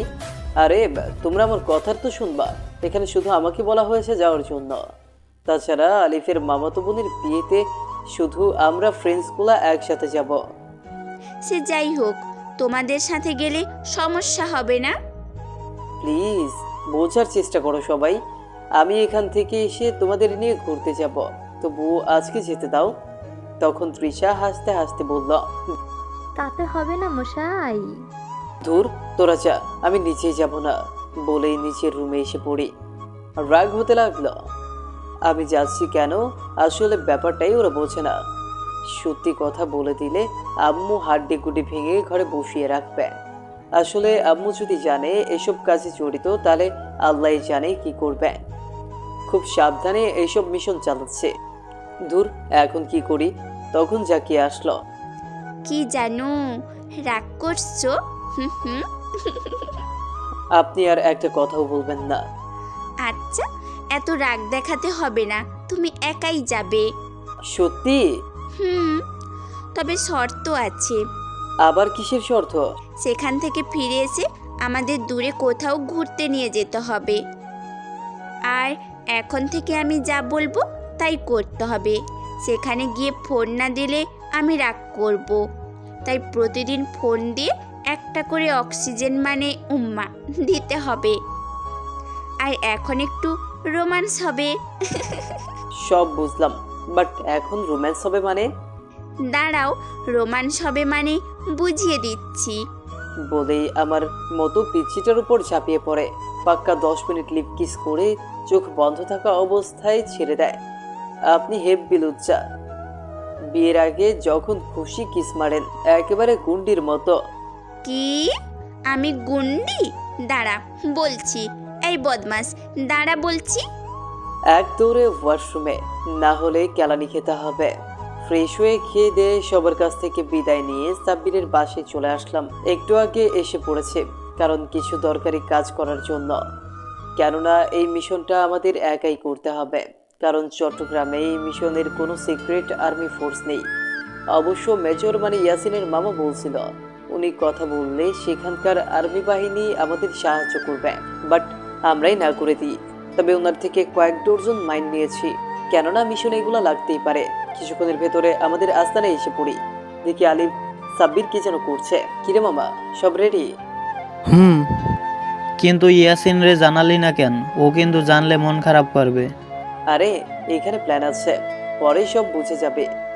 আচ্ছা চল, এবার সব রেডি, এখন যাওয়া যাক। তারপর আইফোন 16 প্রো ম্যাক্স দিয়ে দরজাটা অটোমেটিক খুলে দিলাম। দরজার ভেতর থেকে বেরিয়ে এলো ডিকো। সবাই উঠে বসলাম। হাই বন্ধুরা, শুভ সকাল। হাই কিকো, শুভ সন্ধ্যা। আজকে কিসের মিশন? ঢাকা টু চট্টগ্রাম পাহাড়তলি, অ্যাপ্লাই কর, ফর্মুলা নম্বর 17।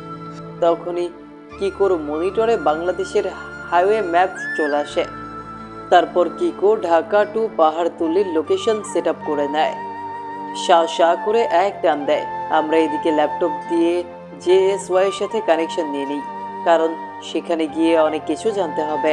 এইভাবে জার্নির পর সকালবেলা পাহাড়তলে গিয়ে পৌঁছাই। সকালে সবাই মিলে নাস্তা করে নিই, তারপর জেএসওয়াইকে পোক করি। সাথে সাথে জেসি বলে উঠল, হাই বন্ধুরা, এতদিন পরে আমাকে স্মরণ করা হলো। হাই জেসি, একটা ছোট্ট কাজ করতে হবে। Water me instantly. পাহাড়তলের নেটওয়ার্ক কয়েক ঘন্টার জন্য অফ করে দাও। Okay, your request is processing. তারপর 5 মিনিট পর your request is successful done. তারপর জেসির প্রোগ্রাম অফ করে দিই। পাহাড়তলি থেকে কিছুটা দক্ষিণ দিকে চলে আসে। একটা ড্রোন চালিয়ে দিই জঙ্গলের উপর দিয়ে, যার কারণে ল্যাপটপের বসে গোটা আস্তানা সব ছবি দেখে নিই। এখন বলতে পারেন পাহাড়তলির নেটওয়ার্ক জ্যাম করে দিলে আমরা কিভাবে ল্যাপটপ আর ড্রোন চালাচ্ছি? আসলে জেসির মাধ্যমে স্যাটেলাইট থেকে নেটওয়ার্ক পাই। এটা আগে থেকেই কানেকশন দিয়ে রাখে, তাই আমাদের নেটওয়ার্ক পেতে কোনো সমস্যা হচ্ছে না। যাই হোক, কিছুক্ষণের ভেতর জঙ্গলের চিপাচাপা দিয়ে একটা আস্তানার সামনে আসে। একটা ট্রাকের মাঝে অবৈধ মালামাল ভরছে কিছু লোক। একটা গাড়ি দেখে ওরা চমকে যায়, কারণ এসব আস্তানা সম্পর্কে কেউই জানে না। আমরা কিভাবে এখানে আসলাম কিছু না বলে সবগুলো আমাদের দিকে পিস্তল তাক করে। ওদের একজন বলল, কিরে তোরা কারা এখানে কি করিস? তোদেরও তো হেব্বি সাহস, মরণের রাজ্যে প্রবেশ করে ফেলছস। ওটা তোদের, কিছুক্ষণের ভেতর দেখবি সব শেষ। অনেক অবাক হলাম, জীবনের প্রথম তোদের দেখলাম পিস্তলের সামনে দাঁড়িয়ে হাসছিস। বেশি অবাক হলাম তোদের মতো বাচ্চা ছেলেদের দেখে। এখানে তোদের কি উদ্দেশ্যে আসা বল, না হলে এক্ষুনি খুলি উড়িয়ে দিব। রিল্যাক্স দাদা, পিস্তলের খেলা এই সেই জন্ম থেকেই করে এসেছি, এসব আর ভালো লাগে না। এখন শুধু আগুন দিয়ে খেলি, ওদেরকে এটা বল। তোরা বেশি কথা বলছিস, দাঁড়া এক্ষুনি তোদের শেষ করে বলার আগেই বললাম। আরে আগে একটু উপরের দিকে তাকা, তাহলে সব বুঝে যাবি আমরা কে। সবগুলা উপরের দিকে তাকিয়ে দেখে মাথার উপর কয়েকটি ড্রোন ঘুরছে, সাথে মাইন লাগানো। নিচে পড়লেই ব্লাস্ট হয়ে যাবে। ওরা আরো অবাক হয় যখন আস্তানার উপরের দিকে তাকায়। বড় একটা মাইন নিয়ে ড্রোন ওটার উপর উঠছে, একটাও কথা বলছে না। কি হা হয়ে গেলি কেন? শুধু একটা নিচে পড়লেই সবগুলার খেল এইখানেই খতম। সবগুলা ভয় পেয়ে গেল। সুন্দরভাবে বলছে, সবাই অস্ত্রগুলা ফেলে সুন্দর করে এক পাশে এসে দাঁড়া, না হলে। এই কথা শুনেই সবগুলা অস্ত্র ফেলে এক পাশে এসে দাঁড়ায়। তারপর ড্রোন থেকে মাইনগুলা ছেড়ে দেয় সাব্বির। সাথে সাথে এই আস্তানাটা ব্লাস্ট হয়ে যায়। ওদের একটা বলল, ভাই আসলে আপনারা কারা? তোর বসের ধ্বংস হবে, ধ্বংস। তখনই ওদের একটা কোথায় যেন ফোন দেয়। লাভ মেরে বোকার দল, পুরো পাহাড়তলের নেটওয়ার্ক জ্যাম করে দিয়েছে। ভাই আসলে আপনারা কারা? তোরা আসলেই বোকাচোদা, এখনো আমাদের দেখে বুঝতে পারিস নাই আমরা কতটা ভয়ঙ্কর। যাই হোক বাই, তোদের উপর আস্তানাগুলোকে ধ্বংস করে আসি, তার আগে তোরা এখানে অজ্ঞান হয়ে পড়ে থাক। বলতেই সাব্বির একটা স্প্রে ছেড়ে দেয়, সাথে সবগুলো অজ্ঞান হয়ে যায়। তারপর আমরা গাড়িতে উঠে চলে যাই। একের পর এক ওর আস্তানা ধ্বংসযোগ্য চালাচ্ছে। আর এদিকে ইয়াসিন স্কুলের সময় হওয়ায় আমাদের ফোন দেয়, বাট কারো নাম্বারে ফোন যাচ্ছে না। ও মনে মনে টেনশন করতে লাগলো, ওদের কিছু হয়ে গেল না তো আবার। ও ভাবলো আমরা সাব্বিরের বাসায়, তাই ও সাব্বিরের বাসার দিকে রওনা দেয়। হঠাৎ একটা এসে ওর সামনে থামে। কিছু না বলেই ইয়াসিনকে জোর করে গাড়িতে উঠিয়ে নেয়। ইয়াসিনকে অজ্ঞান করে ফেলে। প্রায় আধ ঘন্টা পর ইয়াসিনের জ্ঞান ফিরে। ও তাকিয়ে দেখে চারপাশ ঘুটঘুটে অন্ধকার। চারপাশে চোখ তুলে মনে মনে ভাবল, কোনো পরিত্যক্ত গোডাউন হবে, নিশ্চয়ই কেউ কিডন্যাপ করে এখানে এনেছে। এইসব ভাবার মাঝেই ঘরটাতে আলো জ্বলে উঠল। 3টা লোক ঘরে প্রবেশ করছে। দুটোকে ইয়াসিন ভালো করে চেনে, কিন্তু একজন তার কাছে অচেনা মনে হচ্ছে। কেউ হতে পারে, ড্রাগন কিং। 3টা লোক চেয়ার টেনে বসে পড়ে। এমপিসিএম বলে উঠল, বস, এই ছেলেটা, ওর সাথে আরো 3টা আছে। ভাই, ওকে সেদিন ধরে এনেছিলাম, তখনই 3টা ছেলে এসে আমাদের মেরেছিল। ইয়াসিনের আর বুঝতে বাকি নেই ওই ড্রাগন কিং। দেখতে পুরাই ফিলেন, কালো কুচকুচে চামড়া, গালের মধ্যে কাটা দাগ, চোখ দুটো আগুনের মতো লাল, মনে হয় যেন আস্ত একটা জন্তু। খুবই অবাক হলাম, 20 বছরের রাজত্বকালে কত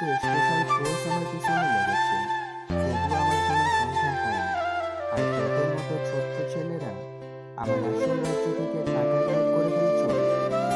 ঢাকার গোপন আস্তানাগুলোর সন্ধান কেউ জানে না। আর তোরা এগুলা ধ্বংস করে দিয়েছিস। দেখতে মনে হয় পড়াশোনা করে। কেন তোদের এসব ঝামেলায় জড়াতে এলি ভেবেছিলি কিছু টাকা পয়সা আর কয়েকটা আস্তানা গড়িয়ে দিয়ে ড্রাগনকে ধ্বংস করে দিবি? ড্রাগন একটা প্ল্যান। এই টেকনাফ থেকে পৃথিবীয়া পর্যন্ত অপরাধ জগতের একটাই পাখি, আর সেই পাখির সাথে পাল্টা নিতে এসেছিস। তোদের সবকটাকে আমি নিজের হাতে দিয়ে মারব। নিজের হাতে মরবি?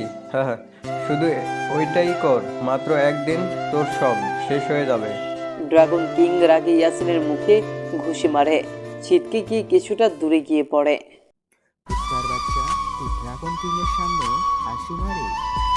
মনে হয় সাইতো হয়ে গেছিস, না হলে মৃত্যুর দরজার সামনে দাঁড়িয়েও হাসিস? ওকে এখানেই মেরে ফেলি। সেদিনও এইভাবেই হাসছিল, পরে ছেলেগুলো এসে আমাদেরই মেরে দেয়। এই বেটা চুপ কর। বাইরে আমার কয়েকশো পোলাপাইন স্নাইপার, মেশিন গান, আর্মস নিয়ে দাঁড়িয়ে আছে। কেউ আসলেই চাপিয়ে পড়বে, আর তুই এসব নিয়ে পড়ে আছিস? হ্যাঁ, তোর কয় শত পুষা কুত্তা মিলে আমাদের টিমের কারো কিছু করতে পারবে না। ইয়াসিনের হাসি দেখে ড্রাগনের শরীরে আগুন জ্বলতে থাকে, জোরে চিৎকার মেরে বলতে থাকে, এই কে আছিস? চাইনিজ কুড়ালটা নিয়ে আয়। ওকে আর বাঁচিয়ে রাখবো না, নিজের হাতে ওকে কুপিয়ে কুপিয়ে মারবো। আমাকে ওর খেলার পুতুল মনে হচ্ছে। তখন একটা কুড়াল নিয়ে আসলো। ইয়াসিনের ভয় হতে লাগলো, মনে মনে ভাবলো, আমরা এখনো কেন আসছি না? ও ভাবতে থাকে আমরা মনে হয় আর আসবো না। ড্রাগন কুড়ালটা হাতে নিল। ইয়াসিন ভয়ে আপনা আপনি চোখটা বন্ধ করে দেয়, মনে মনে পরপারে যাওয়ার প্রস্তুতি নিচ্ছে। যে না ড্রাগন ইয়াসিনকে খুব দিতে যাবে, তখনই একজন এসে বলল, বস, চট্টগ্রাম থেকে ফোন এসেছে। ফোনটা রিসিভ করে ড্রাগন একটা জোরে চিৎকার দিয়ে বলে, না, এ হতে পারে না। আমার পরিশ্রমে গড়া আস্তানাগুলো ধ্বংস হতে পারে না। বস, কি হচ্ছে? রাত তোর বস, তাড়াতাড়ি হেলিকপ্টার রেডি কর, এখনই চট্টগ্রামে রওনা দিব। এদিকে আমরা চট্টগ্রামের ওর সবগুলো আস্তানা ধ্বংস করে ফেলেছি। শুধু এখন রেমা কালিঙ্গার গহীন বনে থাকা ওর সেই রাজ্যটা, মানে যেটা থেকে টাকা হ্যাক করেছিলাম, এটা ধ্বংসের বাকি। ওটা ওর সামনেই ধ্বংস করব। এতক্ষণে মনে হয় রওনা দিয়ে ফেলছে। আর একটু দেরি করে ফোন দিলে বেচারা ইয়াসিন হয়তো উপরে চলে যেত। আসলে ইয়াসিনকে দিয়েই এই প্ল্যানটা হয়েছে। আমরা আগেই জানতাম ড্রাগন আমাদের ধরতে অবশ্যই ঢাকা যাবে, আর এই সুযোগে আমরা চট্টগ্রামে ওর আস্তানাগুলো ধ্বংস করব। কেননা ও থাকলে অভিযান চালানো আমাদের জন্য সহজ হতো না, কারণ ড্রাগনের বিরাট একটা গ্যাং আছে, এতগুলোর সাথে আমরা পেরে উঠবো না। তার জন্য ইয়াসিনকে নিয়ে আসেনি।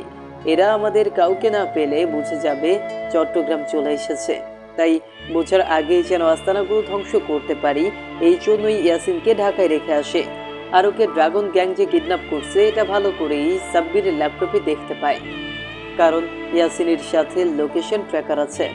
তাই যখনই ড্রাগন কিং ইয়াসিনকে মারতে যাবে তখনই তাড়াতাড়ি ওকে ওদের একটা লোকের দ্বারা ফোন দিই। আর এটা খুব ভালো করেই জানতাম ফোন পেয়ে ও পাগলের মতো ছুটে আসবে। এখন একটা কাজ বাকি, আর্মি ফোর্স লাগবে। তাই তাড়াতাড়ি মেজর সাহেবের কাছে ফোন দিলাম। উনি বললেন কিছুক্ষণের ভেতর আমাদের ঠিকানায়, মানে রেমা কালিঙ্গার জঙ্গলে চট্টগ্রাম থেকে স্পেশাল আরবিয়ার ফোর্স চলে আসবে। এদিকে আস্তে আস্তে বিকাল গুনে আসছে। আমরা তিনজনেও রেমা কালিঙ্গা গিয়ে পৌঁছাই। গিয়ে দেখি জঙ্গলের শুরুতে একটা র্যাবের গাড়ি দাঁড়ানো, মাত্র 20-25 জনের মতো হবে। ওটা দেখে মেজরের প্রতি রাগ হলো। এই 20 জন দিয়ে কি ড্রাগনের সাথে পেরে উঠব? যাই হোক, কি কত আছে, এত ভয়ের দরকার নেই। তারপর আমরা জঙ্গলের ভেতর দিয়ে চলতে থাকি। আমাদের পেছনে র্যাবের গাড়ি আসছে। কিছুক্ষণ পরেই জঙ্গলের মধ্যখানে চলে আসে, যেখান থেকে ড্রাগনের রাজ্য শুরু। আমরা প্রবেশ করতেই সামনে এসে কিছু লোক পিস্তল নিয়ে দাঁড়ায়। আমাদের কিছু করতে হয়নি, গাড়ি থেকে র্যাবের স্পেশাল ফোর্স বের হয়ে ওদের সাথে সাথে খতম করে দেয়। এইভাবে বিভিন্ন বাধা বিপত্তি পেরিয়ে ড্রাগনের সেই আসল রাজ্যের সামনে আসে। আগে থেকে যেহেতু সব জানা ছিল, তাই সহজে আসার পথে বিপদ সংকেতগুলো শেষ করতে সক্ষম হই। এভাবে প্রায় ওর আস্তানার সামনে চলে আসছে।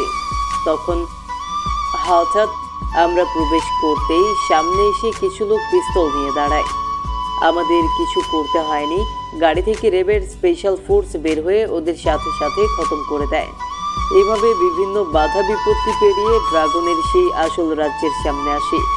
আগে থেকে যেহেতু সব জানা ছিল, তাই সহজে আসার পথে বিপদ সংকেতগুলো শেষ করে সে সক্ষম হই। এভাবে ওর আস্তানার সামনে চলে আসছি।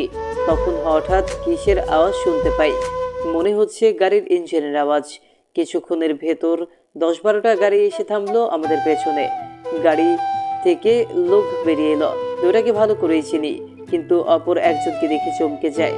তার মানে ড্রাগন কিং চলে আসছে। আর বাকি গাড়িগুলা গুন্ডা টাইপের লোক বের হলো। প্রায় 70 থেকে 80টা লোক হাতে গান নিয়ে নামলো। তাহলে কি ড্রাগন এটাই? এইসব ভাবনার মাঝে ড্রাগন বলে উঠল, সেই ছোট্ট থেকে অপরাধ জগতে রাজত্ব করে আসছি। শহরের অলিগলির ছোট বড় মাঝখান থেকে শুরু করে এমপি মন্ত্রী পর্যন্ত একটা নাম শুনলে ভয়ে কেঁপে ওঠে, ড্রাগন কিং। আর সেই ভয়ঙ্কর রাক্ষসটার সাথে তোরা পাঙ্গা নিতে আসছিস? খুব অবাক হলাম তোদের দেখে। কে বলছিল তোদের এসব জোড়াতে? সামান্য কয়েকটা আর্মি আর র্যাবের ফোর্স দিয়ে ড্রাগন কিংকে ধরতে এসেছিস? তোদের এখন খেলাধুলার বয়স। আমার মাথায় ঢুকছে না দিয়ে তোদের এই বুদ্ধি মাথায় দিল। পৃথিবীটা ভালো করে জানার আগে তোদের বিদায় নিতে হবে। আফসোস লাগছে তোদের জন্য। হাসালি, অশুভ শক্তি ধ্বংসের জন্য কারো কথাই চলতে হয় না। নিজের বিবেকটাকে জাগিয়ে দিলে এই বিদ্রোহী সত্তা জেগে ওঠে। তোর আস্তানা সব ধ্বংস করে ফেলছে, এখন শুধু এটাই বাকি। এটা ধ্বংস করে দিলে তুই আজীবনের জন্য শেষ হয়ে যাবে। বাট দুঃখ লাগছে তোর জন্য, তোর সামনেই তোর পতন হবে। বয়সে অনেক ছোট্ট তোরা, বলতে হবে অনেক সাহস আছে তোদের। ভয় করে না, একবার যদি ইশারা করি তো সব কটাকে মুহূর্তেই ফুটে ফেলবে। ও তাই নাকি? তাহলে তো চলে গেলেই পারি। তোরা তো আমার রানী, মাথায় তুলে ফেলেছিস, একটা কেউ জীবিত রাখবো না। বলেই ওর পোষা গুন্ডাগুলোকে রেডি হওয়ার আদেশ দেয়। ওদের রেডি হতে দেখে র্যাবের ফোর্সরা বিনা বাক্যে স্যালেন্ডার করে ফেলে। ওরা ভাবে আমরা এই কচল, এতগুলার মোকাবেলা কিভাবে করব। সবগুলা গিয়ে এক পাশে দাঁড়িয়ে যায়। আমরা এইসব দেখে অবাক হয়ে যাই। র্যাব ফোর্স ভয়ে আত্মসমর্পণ করে নিল। ভাবতেই অবাক লাগলো। ড্রাগন কিং জোরে জোরে হাসতে লাগে আর বলল, তোদের র্যাবের ফোর্সের অবস্থা দেখ। আমরা কিছু বললাম না। গাড়িতে মানে কিকোর ভিতরে উঠে গেলাম। এখন কিকোই একমাত্র আমাদের হাতিয়ার। ড্রাগন কিং ভাবছে আমরা পালিয়ে যাব, তাই কয়েকজনকে ইশারা দেয় আমাদের ধরে আনতে। 5-6টার মতো আমাদের দিকে আসছে। কিকোর স্পিড বাড়িয়ে দিলাম, জোরে গিয়ে বাসটাকে ধাক্কা দিলাম। এক একটা এক এক দিকে ছিটকে পড়ছে। বাকিগুলা এসব দেখে পিস্তল নিয়ে আসে।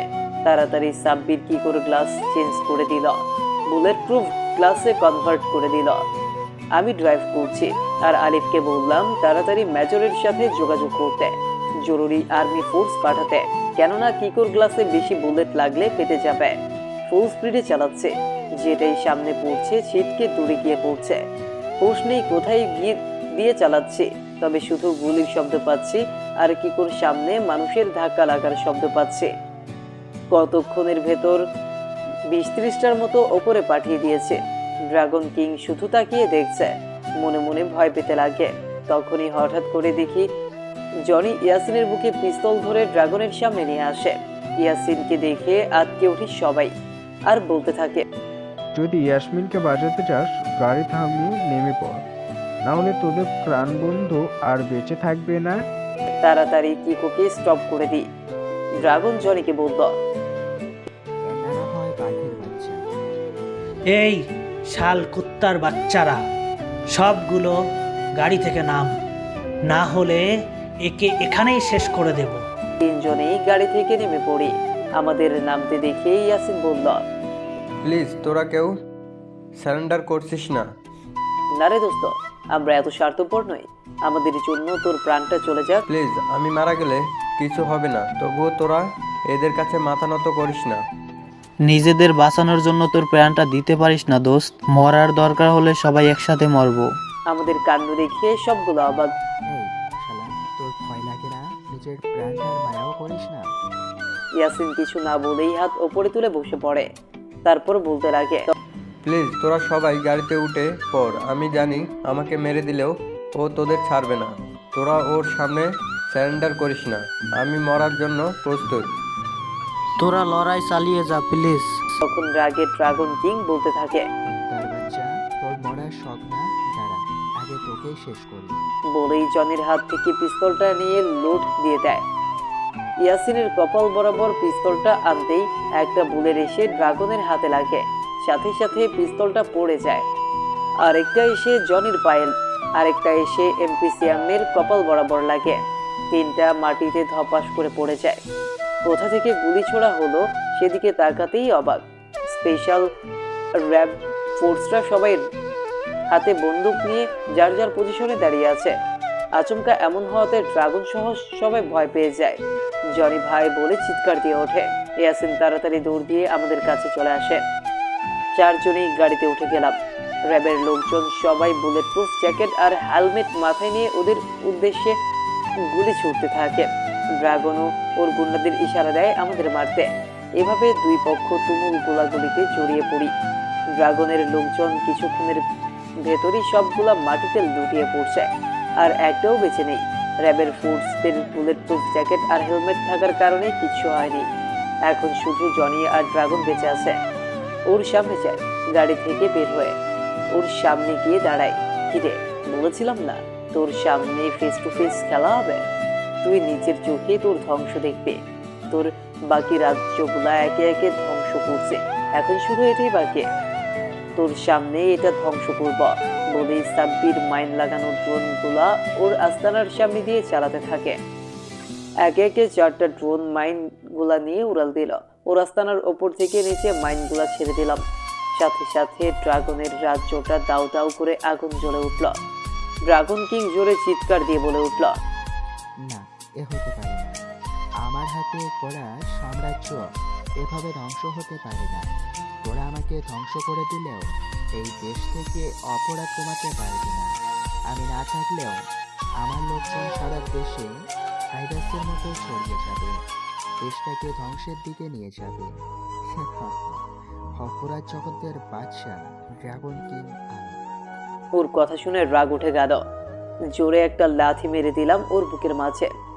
আলিফ, ডিজেলের বোতলটা নিয়ে আয় তো, ওকে এখানেই পুড়িয়ে মারব। তারপর ড্রাগন আর জনির শরীরে ডিজেল দিয়ে ভিজিয়ে দে। যেই না লাইটার দিয়ে আগুন দিতে যাব, তখনই র্যাবের একজন স্পেশালিস্ট বলল, রাগ থামাও, ওকে সারা দেশের মানুষ দেখবে কিভাবে মারা হয়। সবার সামনে সরাসরি দেখানো হবে ওকে কিভাবে মারা হয়। এভাবে মারার দরকার নেই। আমি মেজর সাহেবকে বলছি, তিনি চট্টগ্রামে আসবেন, এসেই ওকে নিয়ে যাবেন। ওনার কথা শুনে থেমে যায়। তারপর উনি এসে আমাদের 4 জনকে জড়িয়ে ধরে বলতে থাকে, তোমরা আমাদের মাফ করে দিও। আমাদের উচিত ছিল তোমাদের সাথে প্রথমেই সঙ্গ দেওয়া। খুব লজ্জা লাগছে নিজের কাছে। কিন্তু আপনাদের এই আচরণটা আমার কাছে ভালো লাগেনি। আপনারা সব সময় দেশের জন্য নিজেদের জীবন বিলিয়ে দেওয়ার জন্য প্রস্তুত থাকতে হয়, আর আপনারা সাধারণ সংখ্যাগরিষ্ঠ এনিমি দেখে ভয় পেয়ে যান। তখন ওই র্যাবের স্পেশালিস্ট কান্না কান্না কণ্ঠে বলল, দেশের জন্য প্রাণ দিতে নিজেকে সব সময় প্রস্তুত রাখতে হয় জানি। আজ জান বাড়ি থেকে ফোন দিয়ে বলছে আমার স্ত্রীর ঘরে ফুটফুটে একটা ছেলে সন্তান হয়েছে। আমার স্ত্রীর অনেক আশা নিয়ে বলছিল ছুটি নিয়ে বাড়ি যেতে, তাও আজকের মিশনের কারণে ছুটি পাইনি। মনের ভিতর এক অজানা ভয় কাজ করতে থাকে। চোখের সামনে আমার নবজাতক শিশুটার মুখটা ভেসে উঠছে। হাত থেকে বন্দুকটা আপনারই নিচে পড়ে যায়, তাই আত্মসম্পন্নতা করে ফেলি। কিন্তু তোমাদের কাছ থেকে নিজের কাছেই ঘৃণা হতে থাকে। দেশের জন্য নিজের প্রাণ দিতেও রাজি হয়ে যাও। বন্ধুকে বাঁচাতে নিজের প্রাণটাও বিলিয়ে দিতে চাও। খুব বোকা হলাম। তোমাদের কর্মগুলো দেখে। তোমাদের জীবন শুরু হওয়ার আগেই যদি দেশের জন্য মরতে প্রস্তুত থাকো, আমরা কেন পারি না? আমাদের জীবনের অর্ধেক বছর চলে গেছে, তৎক্ষণিক নিজের বিবেকটাকে জেগে ওঠাও। অনিশ্চয়তার সত্ত্বে বন্দুকটা হাতে নিয়ে নিলাম। দেশের জন্য মরলেও শান্তি লাগবে। প্লিজ আমাদের মাফ করে দিও। ওনার কথা শুনে আমাদের সবার চোখে পানি চলে আসে। সত্যি তো, যারা দেশের নিরাপত্তার ব্যবস্থায় নিযুক্ত তাদের সব সময় নিজের মরণটা হাতে নিয়ে থাকতে হয়। পরিবারের মাও তাদের আটকাতে পারে না, নিজের আত্মাটা দিয়েও দেশের অস্তিত্ব তাদেরকে রক্ষা করতে হয়। সেলুট জানাই তাদের। এসব মায়ের সন্তানগুলোকে যারা ডিফেন্সে চাকরি করে, ওদের জন্যই আমরা নিরাপদে বেঁচে থাকতে পারি। আর কি বলছেন, আপনারা না থাকলে হয়তো আজ আমাদের মরতে হতো। আপনাদের অবদান কোনোদিন শেষ করা যাবে না। সবাই আমাদের এসে জড়িয়ে ধরে, সবার চোখে পানি। হয়তো তাদের সবারই একটা পরিবার আছে, পরিবারের মায়া সত্ত্বেও তারা জীবনটা হাতে নিয়ে লড়াইয়ের মাঠে নামে। সব কিছু শেষ করে ওনাদের বিদায় দিয়ে বাড়ির দিকে রওনা দিই। খুব খুশ মেজাজে বাড়ি ফিরছি, সবার চোখে বিজয়ের আনন্দ। চোখে আসার সময় আমাদের নাম্বারটা র্যাবের স্পেশালিস্টের কাছে দিয়ে আসি। হয়তো আবার কোনোদিন একসাথে মিলিত হতে পারি, কোনো এক ভোর সকালে বা কোনো এক অন্ধকার রজনীতে। ড্রাগনের মতো আরও রাখব বোয়ালদের ধরতে।